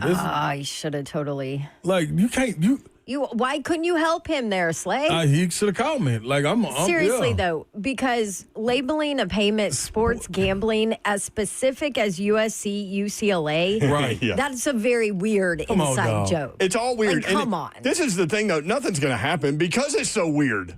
And Everybody's going to be like, okay, who cares? It's an inside joke with the same guy? But here's the thing. Over and over with the same guy? Here's the problem, though. I know. The NCAA. I don't believe him No, personally. I don't but believe him. He's lying. Yes. And he might know how serious it is now, but he probably Right. didn't know how Not at the serious it time, was nope. when he was a freshman who wasn't stepping foot on the field. Nobody even noticed. At Washington State. So he was But Cam Ward's backup right then, right? Also, who's the guy that went through John Mateer's Venmo account? Like, welcome that to is the SEC, weird. baby. You got time, baby. I mean, nothing is private, ever. Nothing. And welcome to the SEC where people will dig up anything. I mean, whoever found his Venmo account probably That's went cold. through all of his tweets from when he was a high school kid Yeah. as well. That's cool. Just to see if there was anything. Yep. I mean, this is just means more, man. And the Yep. fan bases are just a little crazier. Yes, they are. What do you think? Texas fan? Definitely. Absolutely. Has to be a Texas fan that dug it up. Absolutely. So in terms of this guy on the field, if y'all haven't investigated what Oklahoma has coming in, last year at Washington State, he completed 65% of his passes, 3,139 passing yards, 29 touchdowns, 7 interceptions. He also had 826 rushing yards with 15 rushing touchdowns. So 44 total touchdowns for John Mateer. That's what's coming to Oklahoma. And he's got his OC that was at Washington State at Oklahoma as well. Also, I'll say this, like part of the reason he's lying is because I just say it like it's absolute. He's lying. Is because the NCAA is a freaking crapshoot. I mean, you never know. You never know if they look at it and Yep. if he was like, oh, yeah, it was just a fun bet between friends, which, by the way, is absolutely illegal in the NCAA. It is. It doesn't have to be an official sports gambling It's in the rule website books, or like anything. specifically. It applies to every single type of gambling, even casual bets with friends, even fantasy football leagues with a payment to enter into the league. That is also banned and illegal in NCAA rules for athletes for And the any penalties sport. are based on how much you wagered. Somebody Like how just much had the it. They had it dollar on fee. any Yes. given Saturday. What quarterback was that? Was it Missouri's Oh, quarterback? yeah. I haven't I gotten forgot to who. that one. Oh, okay. I forgot But who I it was. remember But y'all talking they about talked it. about it. I know. It was like, man, is Yeah. this? But the NCAA, I mean, you never know with the NCAA. Like, they could come in and be like, okay, guess what? Yep. Your season's done. You're done for the season. That's why. I mean, betting on your own team is a immediate year-long suspension, like team suspension, possible ban forever, But betting on other teams within your sport, half a year. yes, and then other like pro sports, it's there's monetary ranges Yeah. and disciplines that go with it. It's tough, man. And here's the thing: I mean, the NCAA has been neutered, right? Like we all understand that. But sports gambling, though, that's one where they still can have some pop. I think. I don't know. Because it's Like all about the integrity of the sport. my guess right? is he probably did it, but I mean, he said he didn't, so I'll just be like, okay. I mean, I can only take you at your is word. somebody going to go like the NCAA is not going to go investigate and figure out who this friend was? As petty as they I are. mean, that's Oklahoma released a statement too, and they said that they have not been contacted by the NCAA, nor did they anticipate being what a contacted. mess. Baby babs. What a mess. Also, Baby Beth's created a mess this morning. yeah, she did. That was yesterday. Oh, that was yesterday. That's my girl. Just throw Stocked everything. up the toilet. Just throw everything in there. That's what we got to do sometimes. Throw it all away. That's what we're trying to do with these slow starts with the Titans. Throw it away. We'll see. I mean, Are people really upset about this? I Are we bothered? about the slow me, start. I'm not. Yeah, I'm kind of concerned about it. Are you? Yeah, because it's a recurring theme. it's a recurring thing. But what do you expect from this team? Oh well, yeah. I mean, that's true. That's you all always I'm come saying. back. You always come back to expectation, and it completely changes what I'm Like, saying. you're not expecting this team to be a Super Bowl team. Yeah, Shoot, they're not expecting this team to be I a mean, Super Bowl team. Give me 6 wins. You saw their reaction to Joe Dubin's question. Yeah, exactly. I mean, Like what? Are you looking at the same thing That we're was looking a at? beautiful reaction. Borgonzi and Brinker, Oh, they the just looked laugh. at each other and just kind of laughed. I think we got to continue putting it in the forefront for people though, because this is still, with as bad as they are, still an exciting time because you have the number one quarterback, and you number have one hope. player overall. Yeah, and you got hope that came with it, and he's got it. Now, how fast we get to see that mature into the play on the field, that's one thing. But right now, man, we checking the boxes with him. Big Jeff said, we started slow in Tampa, we started slow in Atlanta. It's time to start fast. So Yoro, So, do you think they start fast tomorrow? probably. Big Jeff sounded kind of frustrated and pissed. Yeah, but today. This is the other thing.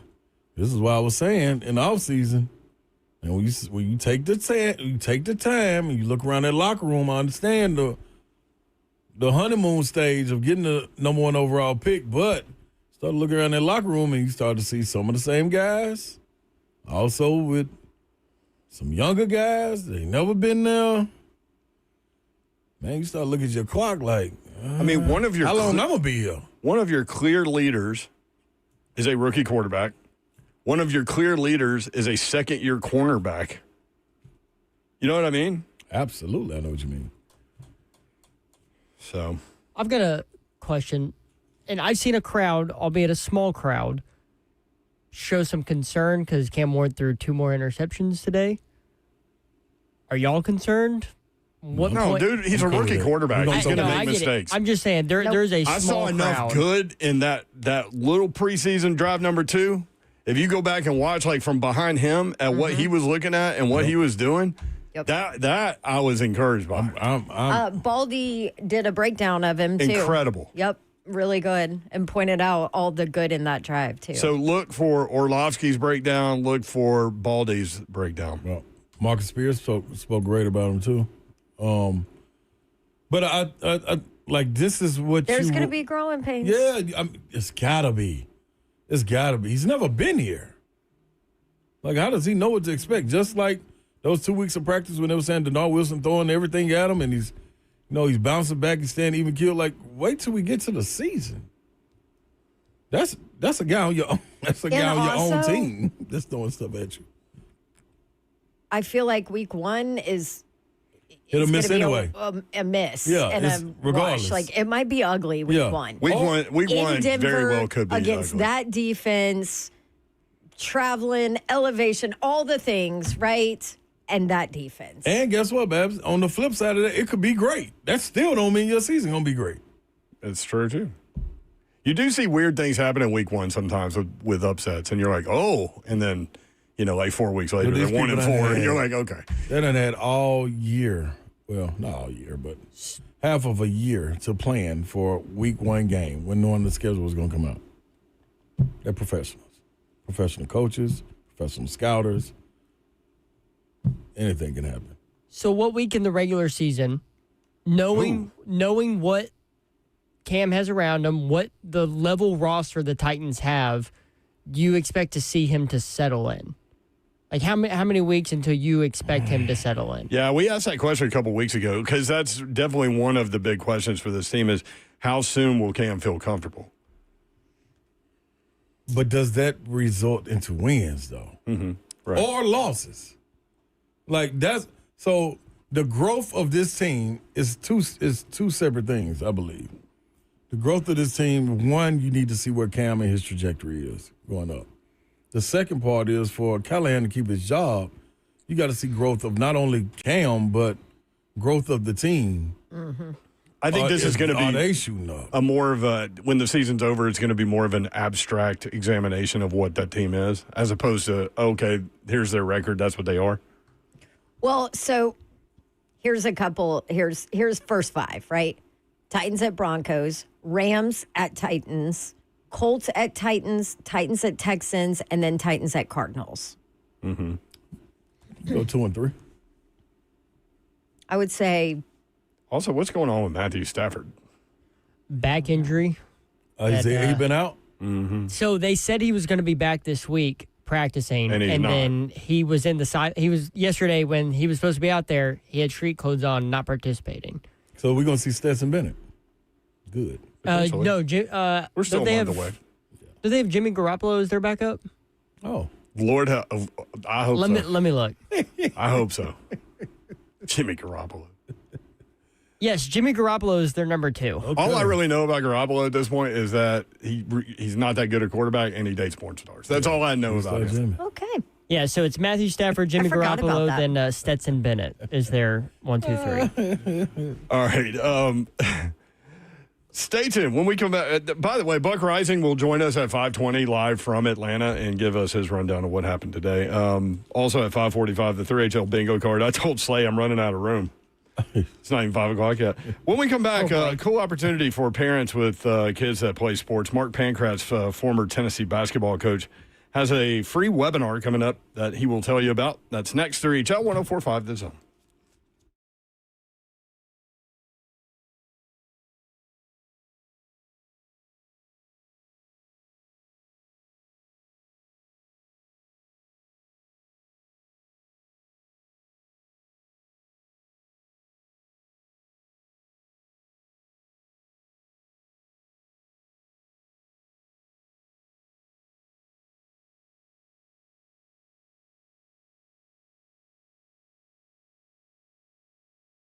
I want to tell you about United Structural Systems, a foundation repair and waterproofing company that has served the Middle Tennessee area since 1994. You can check them out online, USSTN.com. And with all of the hot, dry weather rolling around, did have a couple of showers today. But let me run some symptoms by you with regard to foundation repair.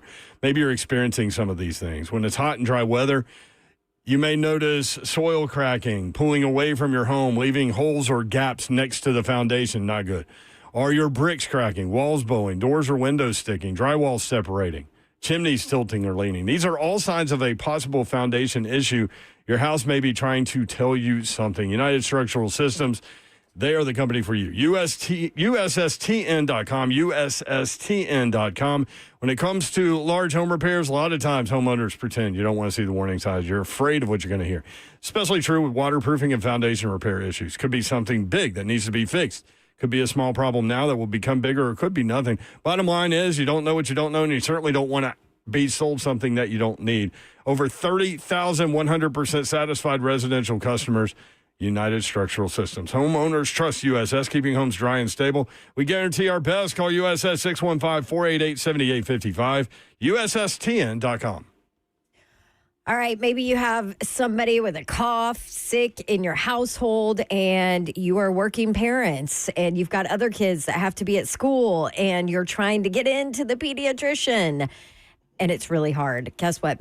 Medical house calls can help you because it's healthcare designed for your life. So all you do, call or text medical house calls. Their teams assess what you need within minutes. You book your visit, and boom, medical providers show up at your door, at your house, and deliver care that gets you all back as soon as possible.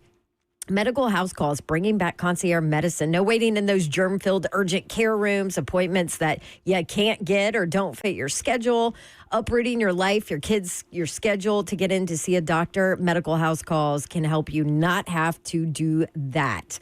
Transparent pricing, it's upfront, not confusing. You can use HSA, FSA cards just like any other doctor's appointments, and boom, get back on your feet. If you need a prescription, they can actually give it to you right there, too. No need to even go to the pharmacy. MedicalHouseCalls.com is where you can go online 7 days a week, Monday through Sunday, 7 a.m. to 8 p.m., and they have same-day appointments available next day guaranteed. Put this phone number in your phone in case you ever need it. 615-838-2375, 838-2375. Healthcare designed for your life. They also do mobile IV therapy and primary care. MedicalHouseCalls.com.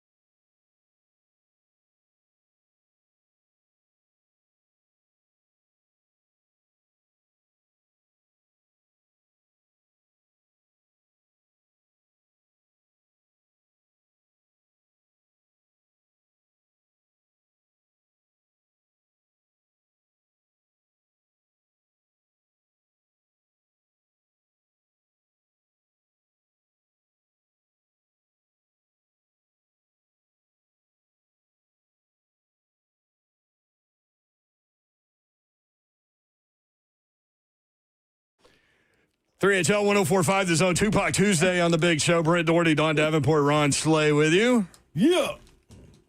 Break their necks. During the break, Babs picks up her little healthy snack over there and goes, I'm going to eat these the whole show. And Slay goes, you're nuts. I don't know how she getting herself to do that, man. Take it easy. That's a wild life over there. Huh? Did you hear me crunching? Yeah, I know what to do. More candy bar? That's right. Yours looks way better. I'm trying to offset this. Got sexy coming back. And offsetting them nasty peas. I'll bet Mark Pancratz eats healthy foods. Absolutely. You seen Mark's figure? Absolutely. You seen Mark's figure? Welcome to the show, Mark. My brother Hill, man. We do Sports Talk Radio a little differently over here. Thanks for having me. I was talking to someone this morning. I struggle to remember Bible verses, but when my wife and I go on date night, we put on Tupac or Biggie or Bone Thugs, and we take it back to like the late 90s, early 2000s, and we remember those lyrics like it was yesterday. Every one of them. So simple. Every one of them. Yep. Man, there's so much truth in what you just said. It's just kind of scary. Absolutely. Oh, man. Former Tennessee basketball assistant Mark Pancratz joins us now, and he's got a free webinar coming up that we'll talk about. But, Slade Dog, you know this guy. Absolutely love this guy, man. One of the guys, man, when I was coming back from overseas and, trying to get my workouts in, trying to get ready for summer league and things of that nature, Mark was always there. Doors were always open. He would take time out to get some work in. But, Mark, I need to know right now, man, give us an inside look or your thoughts of what this phenom that they got up there, Coach Barnes said, man, he could be number 1 in the nation in his book, but ranked number 2, Nate Mint. What do you expect from him right now, man? Man, everyone asks me that, and I always go back to, man, if you're relying on freshmen in as tough of a league that you're in with the SEC, I think you're up for an uphill battle. Yeah. I go back to Gillespie and the roster that's been built around him. I think that's going to allow him to flourish. He's a talented guy, can score at all 3 levels, fits the mold of what this coaching staff looks for in a player. Despite the talent, he's not a me-first guy. I go back to the Kevin Punters and the Schofields and the Grant Williams. They've built a culture around hard work, and Nate fits right in there with that culture that's been built. So that's exciting. But the gauntlet that the SEC has become, if you're relying on a freshman, you saw it at Texas last year. They were one of the top freshmen in the country, and they couldn't get very far into the tournament. And so I think it's more about how does Gillespie, how do these other guys that are around him develop to then allow his pure ability flourish, which then, if that's the case, this team's got a chance to go really far in the NCAA tournament. Yeah, you jumped straight into it the same way I would. I said, man, the people that he put around him, you actually have a protector in the transfer of Jalen Carey that came from Vanderbilt to Tennessee, to let him kind of have free reign and it not necessarily be responsibility set on his shoulders. So by the time he's gotten acclimated to what physical style of play is, walking into the SEC conference, man, you should be kind of, knowing what your role is and everything be a plus for him because of those guys and that front court that they bring back. Yeah, the fact that Felix coming back and you got the rim protectors that they've got, it's going to be different. You look at the length that Tennessee now has across the board. Zakai, as great as he is, and we're all sad to see him go, the length that they can now put on the court, it's going to be defending in a different style where you're giving guys a little bit more room just because of the length that you got. But that physicality that's going to be around him to be able to pick him up will be incredibly helpful. Mark Pancratz, former Tennessee basketball coach, has a free webinar coming up. If you've got kids that play sports, you need to listen. KnoxvilleSummit.com on the front end of this. Mark, this is coming up August 14th. What do people need to know? Yeah, man, I spend a lot of time around parents that we all want to be. I've got 3 daughters, high school, middle school, and elementary school, and we all want what's best for our kids. But this youth sports world that we're in these days is tough. What are you supposed to say to your kid after the game in the car? Do you push them really hard, or do you need to love on them more? And so me having those questions myself, I've asked guys like C.J. Watson, who Ron's played with, whose daughter is now on the USA under-21 volleyball team. Lance Cormier, who's playing the major leagues in the baseball side. His son's playing at Auburn. And then John O'Sullivan, this is what he does for a living is helping parents navigate this youth sports journey. So I wanted to just provide some impact and try to help parents navigate this journey. And so we're doing this live, a free webinar that even if people can't join us live at 9 a.m. Central on Thursday, if they register, we'll send them the recording of it. And I promise you that you're going to get some nuggets that can really help your kid have a really good experience in their youth sports journey. Mark, what's one of the most difficult questions that you run into over and over to make you assemble a panel like this where, You know what? I can't answer it for you, but let me give you somebody that we can put some heads together and maybe they can come up with an answer. What's some question that you run into over and over with these parents in these talks? Well, the one, I mean, I think Ron, I'm in the financial side of financial planning world, and one of it is, do we need to travel, right? I mean, you see in youth baseball at young ages, they're traveling all around the Southeast to play, and people come to me just knowing that I've coached in college. Hey, what age does my kid need to be playing around the country? The other question is, should we be playing multiple sports, or do we need to start specializing in one sport, and at what age? And then you get into the multiple kids. Every kid is just so different. And how do we navigate when a kid is down? A lot of us, I mean, I'm 42. We go back to our days. It's like, man, we grinded it out. We played all the time. And it's just kids are different these days. And how do we navigate this new youth in their journey to help them be really successful, but on the court or on the field, but also just outside, because the ball's going to stop bouncing at some point, and these kids need to be equipped to be able to handle whatever life's going to bring them.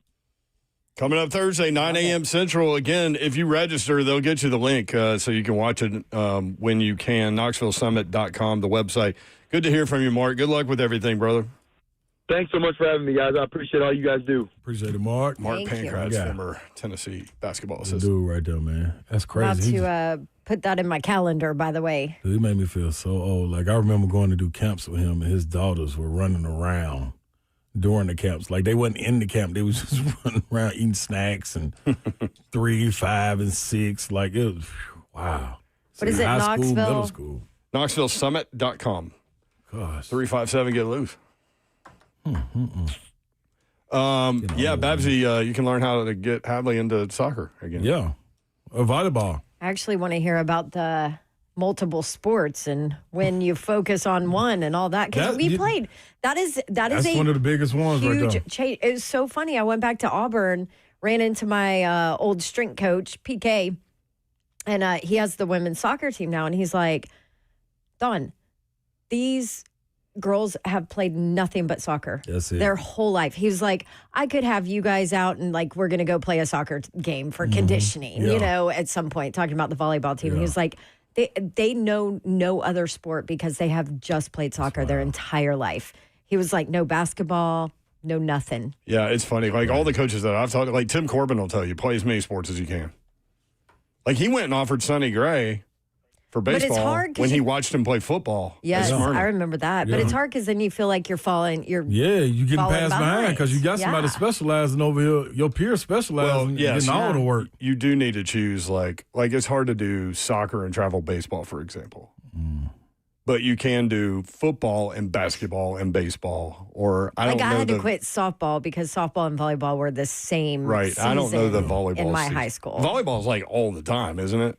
I mean, there's a spring. Well, during COVID, it was weird because they had 2 seasons, but there's a spring season, but your main season's fall. All right, 5 o'clock hour coming up. We'll talk more about the Titans and the Falcons with their joint practice session today. They will be on the field again together tomorrow. Also, Buck Rising coming up at 5:20. Stay tuned. 3HL 104.5 The Zone.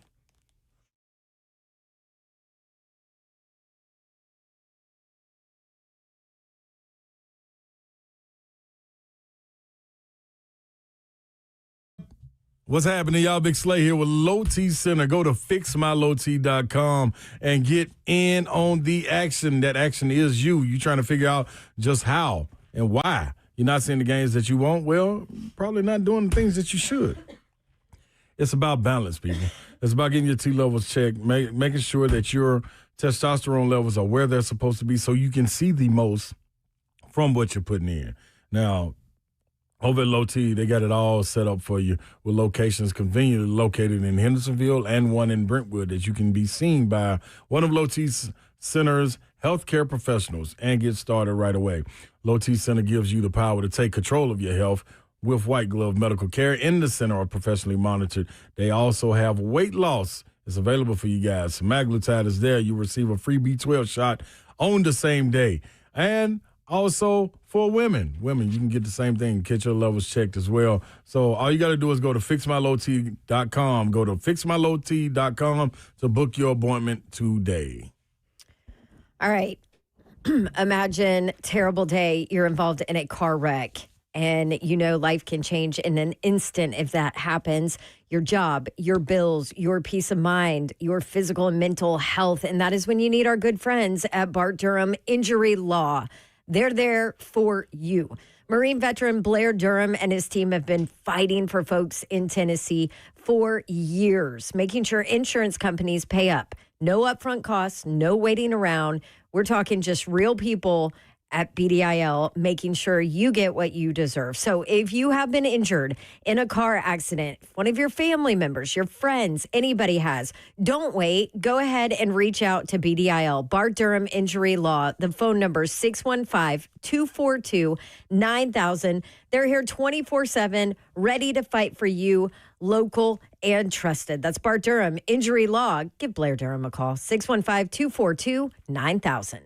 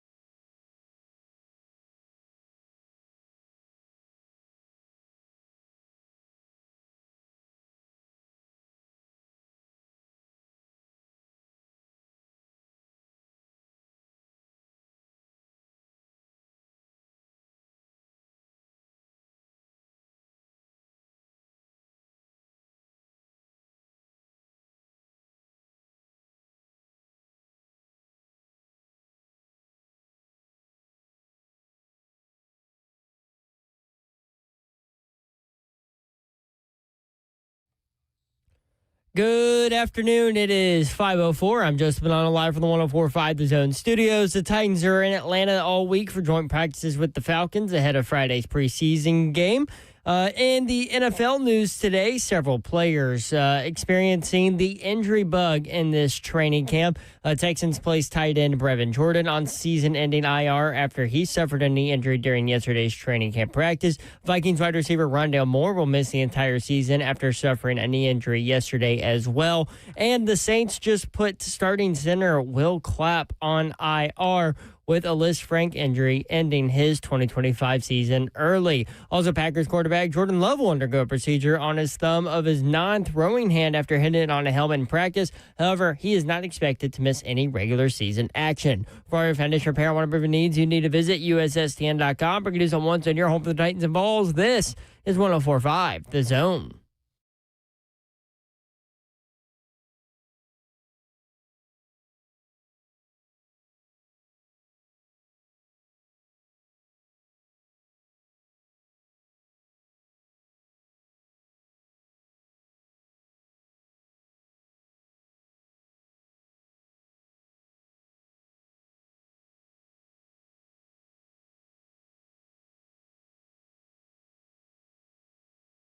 HL 104.5 The Zone, 5 o'clock hours here. We appreciate you guys being with us. Buck Rising coming up in about 15 minutes. Let's Lucky go. Buck. Live from Atlanta, the Titans started slow today during the joint practice session with the Falcons on offense and defense. We'll talk with Buck about that. If you want in, 615-737-1045. Look how beautiful the weather is out there right now. So it was a 91% chance of rain earlier. It did rain earlier. It was there it is. pouring earlier. Right after I got a car wash. I see, that's the worst. Also, people do, it starts raining and people forget how to drive, and I find that ridiculous. Just wait till the snow. Yeah, I'm just scared. I had a guy drive in the shoulder to pass me while it was raining. Damn. Why were you going so slow? I was just going to say, was you I using the wasn't. wrong lane? There was no room in front of me. I was bumper to bumper with the car in front of me. Oh, that's just dumb. I had to let him over because he was trying to cut in. He was going to hit me. No, I wouldn't have let him over. You definitely wouldn't have let him over. Nope. Hey, Robin's racing for Babs. It was raining, No, and here there we was a woman behind me in the passing lane who was laying on her horn at me, and it was dead brake lights all in front of me. Oh, where I you gonna laid. go? So of course I got out of the window. I'm like, where do you want me to go? I laid my horn on this guy for a mile. Yeah. as People you don't should. honk in the city, man. Well, they're starting to. Back in the day, people didn't honk in Nashville. I If know. you use the shoulder We to got all pass these somebody on the implants That's interstate, coming it. though. That's the problem.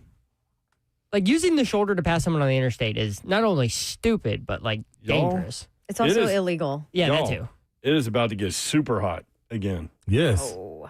Friday, 95. Saturday, 97. Sunday, 98. Monday, 98. Tuesday, 96. Yep. So open all them pools back up. Whoa. Did they close them? I think. Didn't they? When did they close them? Labor Day. Like Labor Day, yeah. Okay, they open, Around y'all. here. Pool's still open, everybody. I always creative pool guy. Just makes a pool out of something. Yeah, that's Reese and Laura probably have something. that's a wild life right there. Yes, I'm sure they do. By the way, prayers up to what is it, Baby Reese Cup? He said she's not doing well. All right. One of their kitty cats. Yeah, if you know, you know. Yeah, tomorrow 89 and 71, 55% chance of rain. Not after that though. Are we broadcasting live somewhere sometime? Nah. Yeah, Not we till are. next week. Not till next week when the Titans return home for their third and final preseason game. That's, the and Minnesota Vikings. where are we at? Nissan Stadium? Yes, sir. There you go, you are. I like being at Nissan Stadium. You do? Yeah. I don't now I'm seeing this new one built. Boy. You know, when Bart came on, he was talking about how much taller this stadium, the new stadium was going to be. Boy, you can really see it. Mm-hmm. You definitely can. I love that they're Straight up in the building sky. it while the other one's still up so you can compare. Yeah. Mm-hmm. It's coming along. Can we do Busch Stadium did that. They built the new Cardinals Stadium, which isn't so new anymore, but while they played in the other one. And then put the parking lot there. Mm-hmm. So the Buffalo Bills on Hard Knocks, they show their stadium.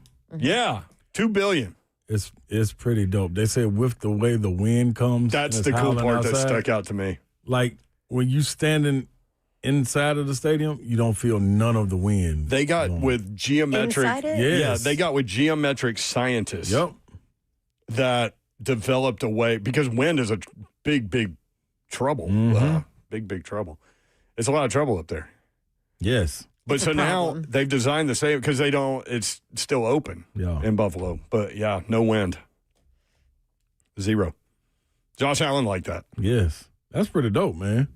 That's got to be great for the fans, too, because that wind chill coming off of there is serious. I think they like it, though. Buffalo, the Bills Mafia is something. Well, they ain't going to stop the snow from getting in there, so they can still all gang up and ride in their little trucks and go help them get the snow out of there. Jump out of trees on the tables. For free. Do they do that for free? They break tables? No. How did that become a thing with them? Listen, when you got... They were doing it out here when they played out here. It's so wild up there. It can be where we are. Where are we at? Where are we located? Nashville, Tennessee. Yeah. In the South. Okay, good, everybody. We You sound like a fourth grade teacher.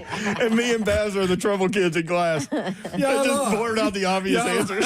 Are we not helping you? No, y'all doing great. Y'all doing great. Where are we located right now in this building? Where is this? In Midtown? Where we at? Music Row? Music Row. Music Row. Okay, so we're really close to the Gulch. This is how silly it is in Buffalo. I got some partners that live up there. We can be right here in Music Row. And right over there by... Neighbors. No, let's go on down by Top Golf. Oh, over there? Yeah. Way over there. It can be snowing like crazy. Oh, yeah. And not be snowing right here. Yeah, lake effect. Like crazy, though. That's one of the dumbest things I've heard of. So, to answer your question of where does jumping through tables come from, it's in the air. Don't that make sense? I mean, like it's dumb. So crazy's in the air. Come on, dog. Yeah. How can it be snow? Yo, that's less than 2 miles. There was one rainstorm that we had, do you remember? Where it was, we could see it pouring on the other side of the building and not on this side. I remember that. That was the wildest it's been. That's why I've been a little crazy around here lately, but we getting back to normal. Are we? I think. I hope we are. Bam in Nashville next up on 3HL. Bam, what's up? Hey, man, we made it back to football season, fam. Here we are. Here we go. Here we go. Almost. Here we go. Almost. Slay, what up with the parties, bro? We ain't going crazy before the game. Man, Bam, we trying to figure something out, man. I don't know what's going on, brother. Don't even worry about it. I'll call you. We'll talk about it later. You know what? Let's just get in the 92Q that morning. Let's just go have a party right outside the parking lot. Yeah. We're going to figure something out. 104.5. Wizzy's going to be somewhere. Exactly. Yeah. Yo, okay, so my question is to this with y'all. If Matt Stafford isn't playing week 2, do you feel like we can pull one out with them that we're not supposed to win?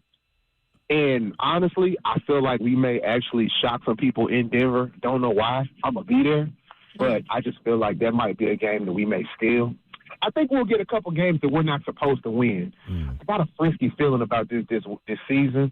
I'm still kind of up and down about it. You know what I'm saying? Defense scaring me a little bit. But, again, keep your powder dry like Coach Mack say. But still, I just got a feeling it's going to be an up and down, what we're not supposed to do, we may end up doing. And then some of the ones we supposed to, I think we'll split with Indy, maybe. I hope we sweep them. I'm just kind of after watching them play, I feel good about Cam. Yeah. I'm still not satisfied with this backup situation, even with Simeon and Allen. I think we should have went and got Tyler Huntley or somebody, but I'm listening to all y'all's, everything else. And tighten up, Slay. We're going to figure out what had this party at because we need your tailgate spirit that morning, buddy. Absolutely. Dog. Thank you, Bam. I've been saying the same thing. You know what? To Bam's point, though, the optimistic feeling is there. For me, it's just, I thought last year some of the games would start great. Not great. Some of the games would start good. They couldn't finish. So now you bring another young bunch in, and they don't know how to finish. They've never been there. I think it's going to be some great moments during the game. Maybe they don't know how bad they are. Yeah, but you still don't know how to finish. That could be part of it. You got to learn. You got to learn. You got to finish, though, man. So if Stafford's out, you would get either Jimmy Garoppolo or Stetson Bennett. Now, their defense is still legit, right? Solid. Oh, their defensive line is. They get after the quarterback Jimmy's for weird. sure. It's like he has an arm on him, but he does weird things and doesn't win. There's a reason he's a loses backup. game. Yeah, that's what I'm saying. Like all this talk about the backup quarterback with Tennessee, like if you see anybody's number 2, you're in trouble. I know our line going to be – that's a great test coming off the edge. But, yeah, I mean, that would certainly help. So I feel much better about a win there if Matthew Verse and Stafford Young, wasn't boy. playing. yeah, so their defense, Braden Fisk, Jared Verse, the 2 Florida State guys that Jared they got. Verse. I was kind of upset that they got Braden Fisk, that he fell to them. I really wanted him here. I think he's going to be good. They also got Byron Young, VFL, coming off the edge, who's just continuing to Where did he play? Tennessee. I love Zell. No, He I love purposefully What next? waited. Keep going. I He was gonna keep purposefully going. did it like 3rd for him because of her. If he'd have gone 1st with Byron Young. I'd have been like, oh, here we go. They also have former Titan Laurel Murchison Big merch. Big March. Big merch. in, Yeah, that, that's right. in that defensive tackle unit. So Dewey Cheatham and Howe on YouTube with a 104.5 The Zone said I'll be outside the stadium. Yeah, next Friday we will be outside the stadium, yes. Whew, that's going to be a toasty situation. It's at night. I guess 3 o'clock's really not night, huh? Never mind. Sorry. Where are you I was going thinking with that about one? the game. I was thinking about the game. Early game, though. that's just, Anyway, it's just 2 tough defenses back to back for Yes, it is. a rookie quarterback. For a rookie quarterback. Next Friday, 88 the high. That's not awful. Remember when Caliendo came out there when we were at the stadium and it was like 150 degrees? Wasn't I think I was pregnant then. Oh, Or I had just No, had a baby yeah, and just came had- back. yep. Because I vaguely remember it. And Caliendo was like, I've met you in person. Yeah. I'm Speaking like, of, I know, but I vaguely remember. Speaking of babies, Buck Rising coming up next, live Oh, from yeah. Atlanta, 3HL 104.5 The Speaking Zone. of baby.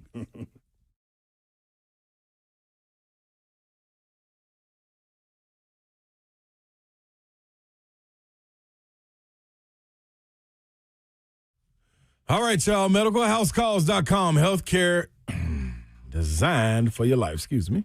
615-838-2375. This is how it works.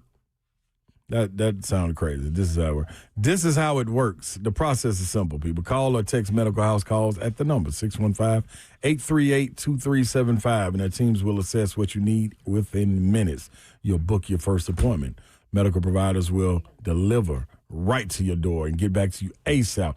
Medical House Calls brings concierge medicine. No more waiting on germ-filled urgent care rooms, appointments that don't fit your schedule, uprooting your life, kids' schedule, missing school, pulling them out. None of that. They come to your door. How better can it get? At-home urgent care, mobile IV therapy, primary care. We know your time is precious. That was like priceless and precious put together. And your health is priceless. At Medical House Calls, we also offer primary care personalized to you. 7 days a week, same day appointments available, next day guaranteed. 615-838-2375, medicalhousecalls.com. Healthcare designed for your life. Take it, Babsy. Gladly. Important message here for you from our good friends at Bart Durham Injury Law. Some lawyers out there chase ambulances, and they're going to do anything to get your attention. Someone calls you after a wreck, especially if a lawyer calls you after a wreck, they are breaking the law, and there are plenty of lawyers out there that do break the law. That is not Blair Durham and his team. That's not how they roll. They do things right, and they take care of you. They will be there, sitting and waiting 24/7. So when you make the call, they answer immediately. They're local, trusted, ready to fight for you. No gimmicks, just a team that is on your side from the start. So if you or someone you love is ever in a car wreck, don't forget Blair's number. Put it in your phone in case you ever need it. 615-242-9000. Local, trusted, and ready to fight for you. That is Bart Durham Injury Law. Call him at 615-242-9000.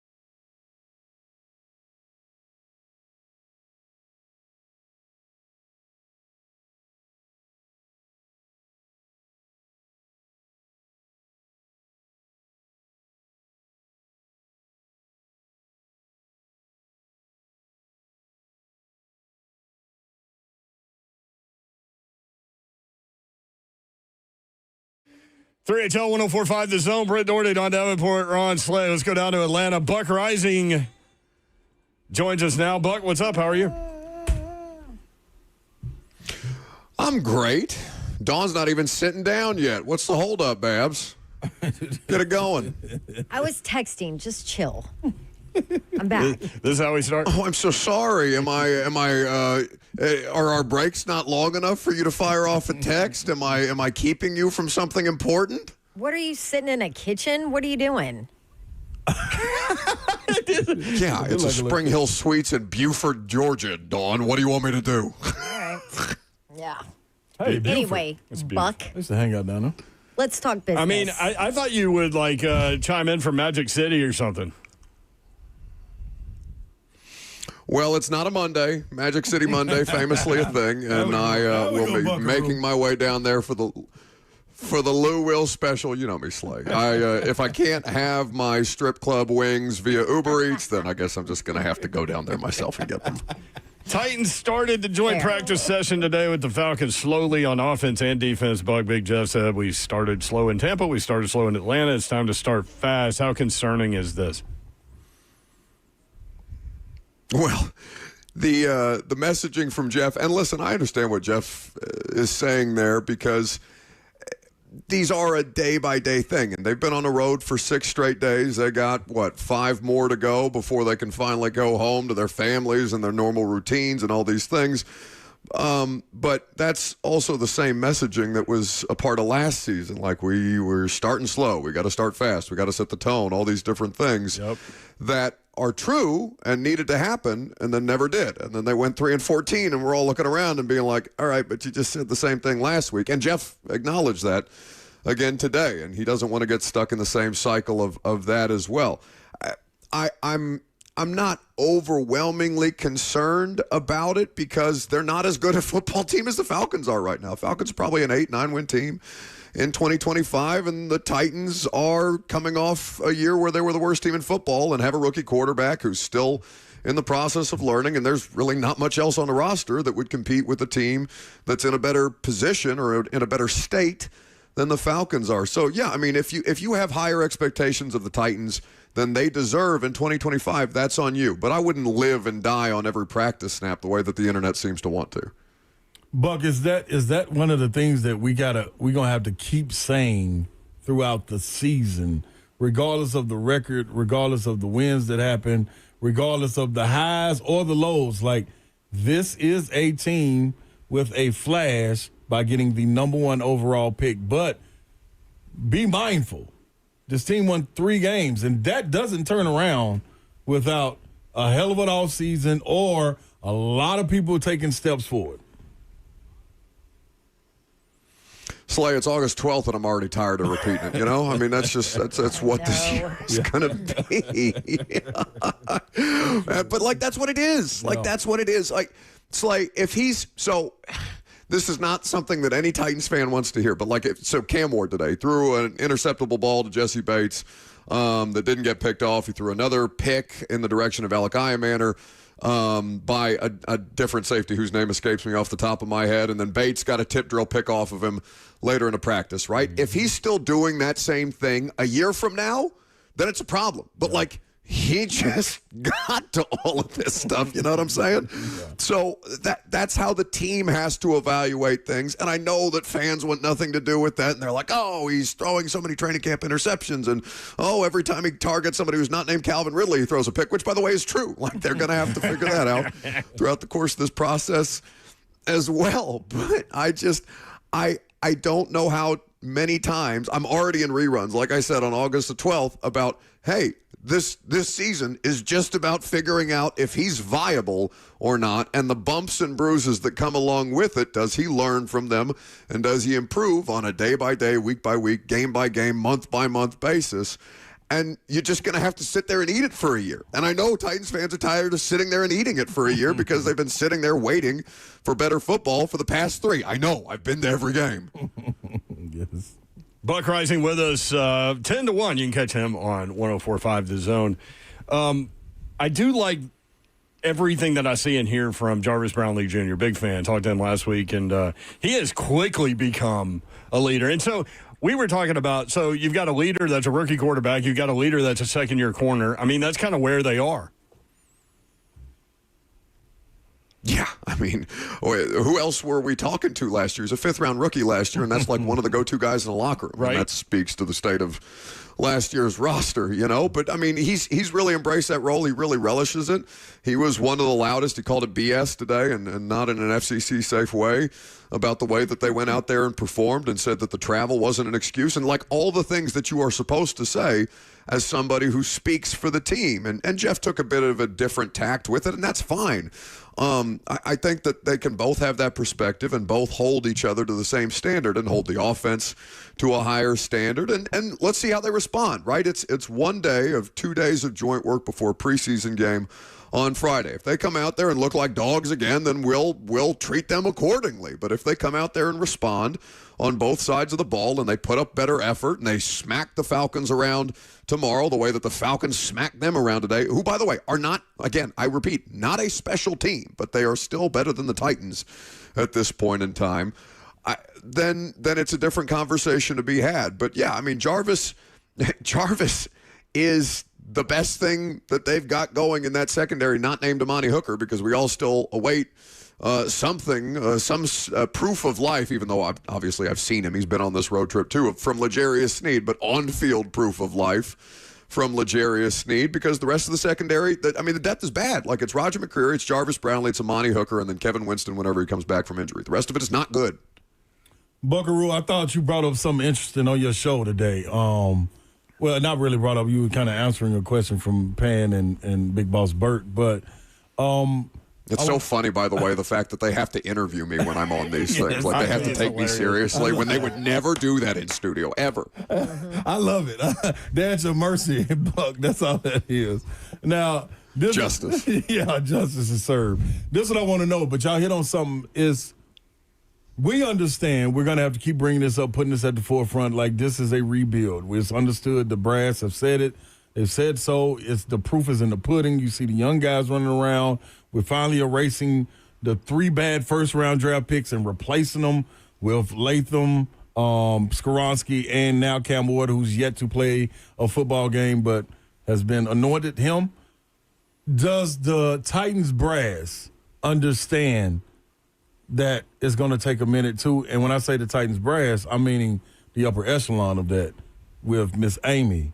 Do they understand that it's going to take a minute, or is there an hourglass that's already been turned on this team? If they don't get a certain mark, we're going to wipe the slate clean again and start over?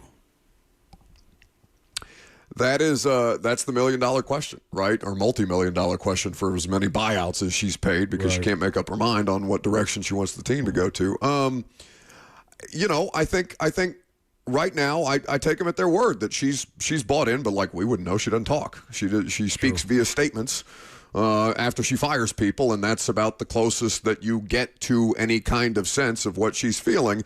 And, they could lose the New England Patriots in Week 7, and she feel embarrassed the way that she does when they lose in the Houston Oilers uniforms and change her mind. Like, that's kind of you're at the mercy of the people that own the teams. And ask Cowboys fans how that's going with Jerry Jones, or Bengals fans with Mike Brown and Trey Hendrickson and their first-round pick, Shamar Stewart out of Texas A&M this year, and all these different things that seem pretty easy to resolve if you just let the football people do their jobs and stick to the plan, except ownership gets involved because, as is their right, it's their product. They do as they please in this situation. And the fan base or coaching staff or development of a first overall pick be damned, even if it's not in the best interest of the long-term success of their actual product on the field. So I wish that right now, Slay, I have no reason to believe that she's not, other than precedent, and she keeps citing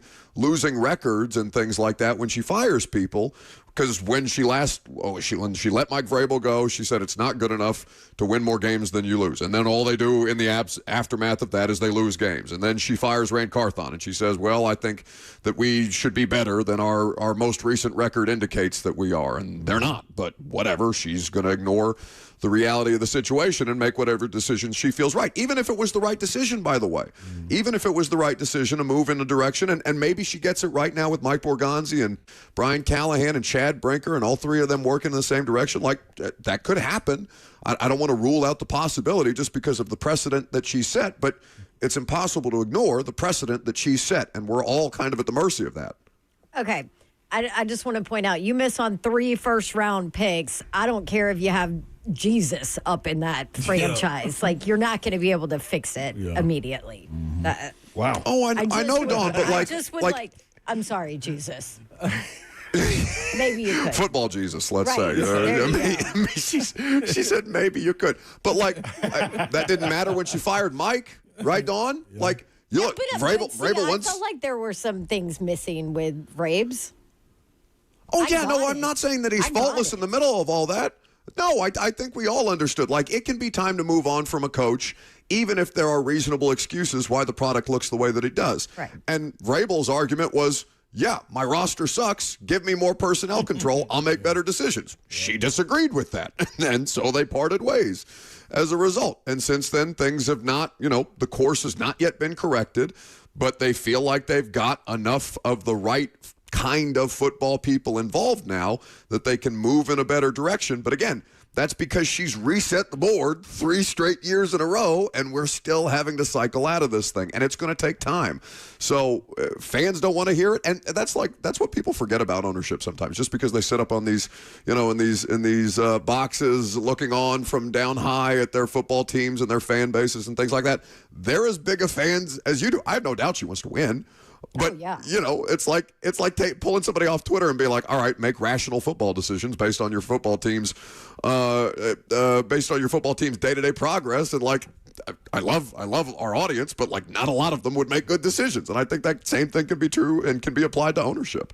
So I guess here's my question looking at Callie, right? Because I think, obviously, jury's still out for him. He's got a brand new rookie quarterback. But how are you going to be able to judge with a rookie quarterback, with a bad roster, with no depth on this team? How is Callie going to be judged as a coach? Like, what do you need to see from him as a play caller, as a head coach, moving in last kind of couple preseason games into the first game of the year? How are we going to be able to judge Callie when you got a brand new quarterback? I think it's a lot easier than you might realize. Like, take this 4th and 2 Brandon Allen play where he throws it out of the back of the end zone, right? And it's a turnover on downs, and it's a veteran quarterback making one of the dumbest decisions you ever seen. Play call was late. The call was late. Not only was the call late, Dawn, but the quarterback's communication in his helmet goes out. So the quarterback has to go to the sideline. Callahan tells us after the fact that he doesn't love the play call. Okay, well, if you don't love the play call and the quarterback can't hear you, you've got timeouts on the board. Take a timeout. You have to be a plus on the sideline. You cannot put your team in disadvantageous situations where they are already going to be fighting uphill to maintain a level of competitive balance that they probably don't have as far as their talent profile goes, right? So discipline as far as penalties. This 10-day, Titans summer camp field trip that they're taking, it better form the most cohesive unit you ever seen in the world for as much stress and strain as it's put, not just on a roster or the coaches, but on the support staff. You know how hard it is to pick up an NFL franchise and take it on a road for 10 days, especially when all these people have families. It's the start of school, all these different human elements that you don't think about that put additional stress and strain, not just on the players where you're trying to create adversity for them to work through, but on everybody in your organization. You've got to get this stuff right. And I don't know. We'll await the return on those the dividends on these things that he's trying to implement and the changes that he's trying to make. And I've no doubt, Dawn, that he is a smart X's and O's football coach. But your buddy Corey Curtis was on a radio show with me from training camp a couple of weeks ago and said it best. It's more than just an X's and O's job. Like there's so many different things that you have to impact, and in-game decision making, all the different things that they have tried to course correct after going through the experience last year. And I have no doubt that they learned some valuable lessons from last year, but is it going to be good enough? Again, we await the results. All we can do is judge each thing as it comes day by day. And you know, I guess it's okay for Callahan to be just, you know, to take the blame for the Brandon Allen play because it takes some pressure off Brandon Allen, but also like you can't be my bad guy. Yeah. You can't be my bad guy in coming off 314. Like, I'm sorry, it's just not acceptable. So Jesus could walk across Cumberland River, but would not be able to fix the Titans. Is this where we are? Like right away. It's not right It just might take a little time. That's all. This is what I learned from this conversation. As long as it wasn't me blaspheming, as long as it was Dawn, because I got enough on my plate right now. Hey, real quick, when these cuts start to be made, how much fun are we going to have following this? How active are they going to be with that number one position?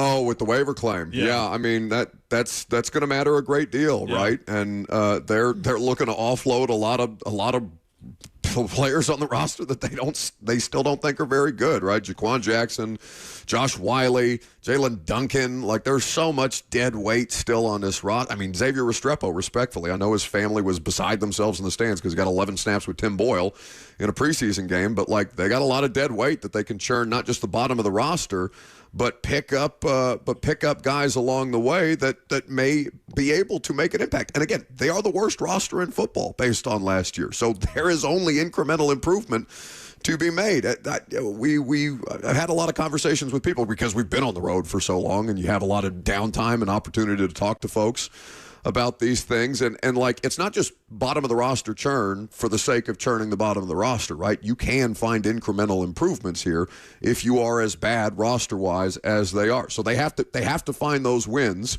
And that's a great way to judge the personnel, the front office, right? It's not just Callahan that's going to be scrutinized here. Chad Brinker and Mike Borgonzi and all the different lieutenants, Dave Ziegler and Reggie McKenzie and all these other people with experience that they've brought in to try and get this thing right.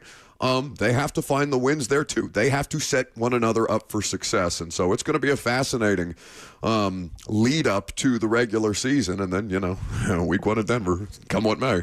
Mark Rising Show 10 to 1 on 104.5 The Zone weekdays. What do you got going with A to Z Sports down there? Oh, I guess I got prime time here in about 20 minutes from Atlanta. So I will rant and rave about how bad they look next to the Falcons today and how they need to get their asses in gear, just like for the last 20 minutes. Sounds good, Buck. Thank you. Appreciate it. There we go. Goodbye, friends. Goodbye. There he is, Buck Rising. When we come back, 3HL bingo card. I was just looking at it and I started to snicker. Well, that's good. Snicker. I think it's good. That's a good word. Yeah, Snicker. I was snickering. All right, we'll be right back. Stay tuned.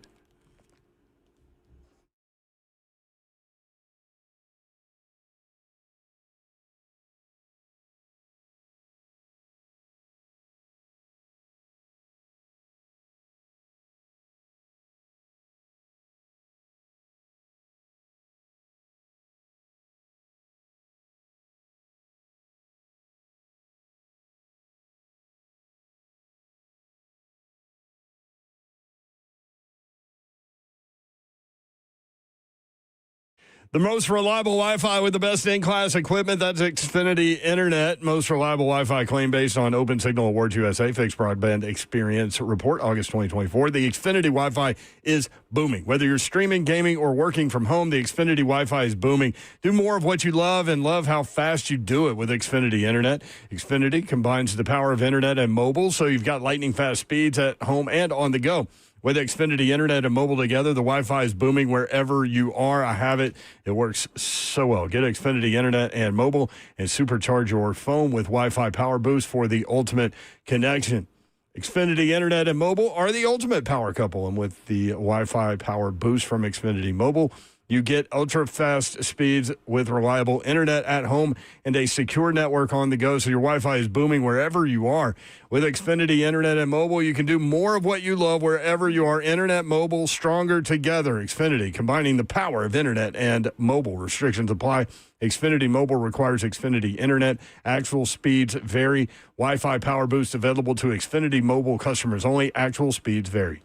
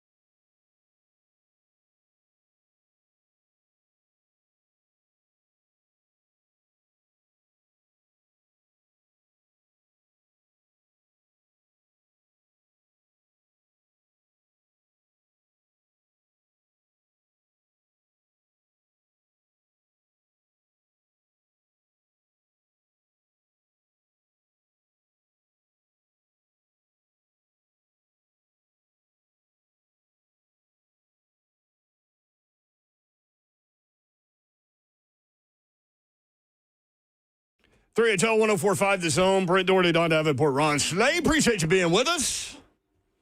Y'all been active in the chat today, man. We've been all over the board today. And you know what? They've been hanging with us, sure. Yeah, man.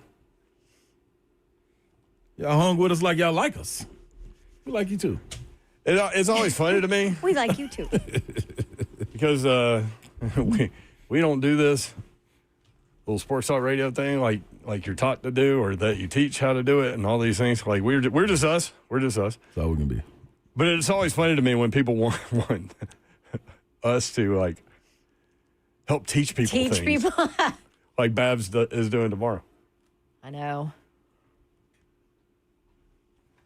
Yikes. Can we come to that? You want to come with me? It's at 9 a.m. in the morning. I got therapy. Mm-hmm. Yeah, me too. Okay. I did not ask you guys. She didn't ask me. She keeps asking you.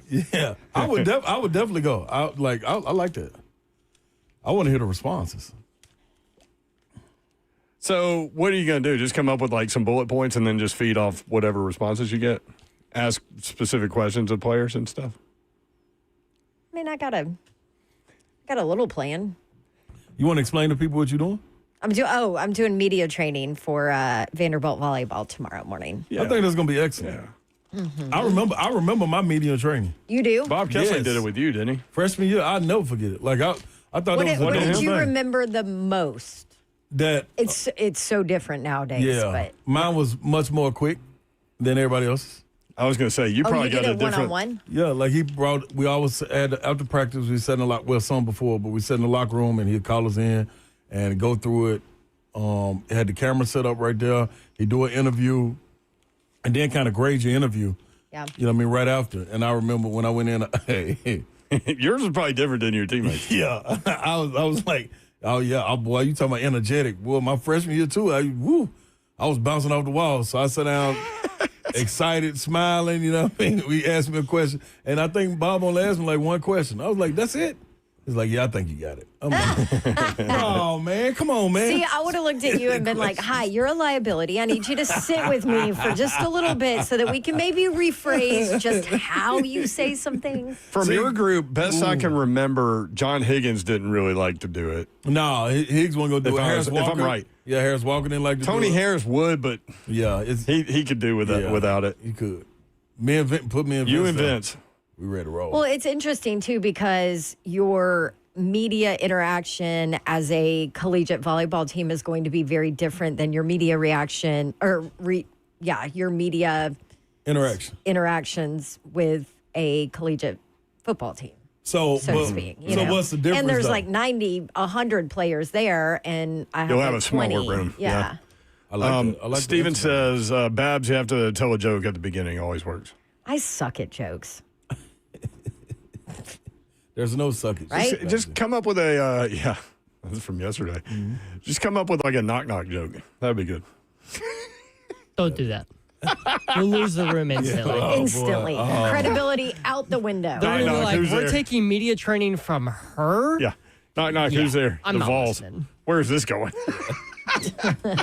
Do you have to giving an example of you? No. What do you mean? I think it would help. An example of me. Oh, like if you doing sidelines, like you. Or no, I'm saying of her, you doing the interview wrong that you wish you could take back. Well, I've always been the interviewer. Yeah, but not the interviewee. I interviewed Babs. You played volleyball. I know, but nobody gave a crap about Auburn volleyball back then. Yeah, but somebody asked you a question, Babs. Y'all didn't just play all the games and nobody ever asked you a question. No, we really did. So you're going to use... They picked the right person for this media training, let me tell you. So you're going to use Hugh Freeze. I've been in... Yes, I am. I'm going to use Hugh Freeze. Is there any other examples you're going to use? Diego Pavia. Oh, that's a good one. And they'll all know him. You got to... Oh, that's a good What, point. you talking about a room full of women? Okay. Yep. Man, those ladies said, no, they really did. Nobody asked them. What? Somebody in the chat said she's the example of what not to do. Oh, man, I wish I could be there for that. 3HL bingo and the same card. person, Steven, said, unfortunately, Auburn volleyball was trash then. Oh, come on, man. I mean, we were not great. I mean, that's why we your did coach beat is Florida once. That's why your coach is like a history professor now. Well, one or of my something. coaches got fired, and then the next one was an absolute idiot. And is now a professor. Yeah, that's crazy. And what is his? Well, I forget what his title was, but it's something absolutely absurd because Like it is like business the ethics or thing something? he is the worst at. Yeah. Like he completely destroyed the psyche of an entire volleyball team in a year, and now he's like a professor at some school in Georgia on like sports psyche or something. This is all great material, Babs. You need to roll with this. What was y'all's team's winning percentage while you were there? Oh hell if I know, Zeph. They couldn't beat Florida. Also, it was No, a she long said they time beat ago. them No, once. we beat them once. Oh, you did beat them once, yeah. And they were like the were the team big to dogs. beat. Yeah. That's right. They were the big dogs. Go Gators. All right, 3HL bingo They card. never won a national title. How about Metzenberger going to get it done. Yeah. That was right out of the chute, man. We had no idea where. What did he call Mutzenberger? Mutzenberger, yeah. Mutzenberger. My guy. Like, that's something. It was like Musburger, Mettenberger, and Nussmeier all There you rolled go. into one. How in the world did you get Mettenberger from How could Nussmeier? you not win with all that? Yeah. I mean, big arm. I think that's bigger. That's a Too bigger bad you question. can't combine all three of Know what I'm those, saying. man. That's the bigger question. You'd have the touch and the know-how. You'd have the big arm, and you'd have sports gambling covered. Come on, man. Yeah, With which is Musburger. illegal. Can't Yeah, lose. we learned that That's today. Mateer. You got to get the dirt turned. That was your farm analogy about I like it about this cleaning through the franchise. Titans. You felt it. You felt that. See what I'm saying? Yeah. I actually like, and do you know why? It really hit home with me because of all the weeds in my yard, and it's that crabgrass that if you don't dig down All and of get it. it at You the gotta roots, get the roots. it still takes over your entire That's what they're doing. mulch. They're trying to get the roots. That's it. That's it right there. It made me shimmy. Thumb surgery. It just gives That me was the. you, yeah. Gives me the. That was weird. It is weird. I know, Babs. Lots of things about me are weird. Shimmy. I don't remember what this one was, and I do good, don't I? Yeah, was me that was asking about actually something. him about his media persona. Yeah, because Bab said something. You said something like, I can't take you or something. I was like, no, I do good. I do good, don't I? Then you were looking for affirmation Yeah, from Babs, I did. She who did. just buked you. Yeah. She just looked off into the distance and started laughing. There are healthy snacks out there like Cheetos. Yeah, good that stuff. he did say that. If there's a snack king of Nashville, it is Ronald Sylvester Slay. Who said that? I You did. I don't want to be a farmer. I just want the hat. That's, Where do I get it? yeah, that says a lot. And have you seen Mark's figure?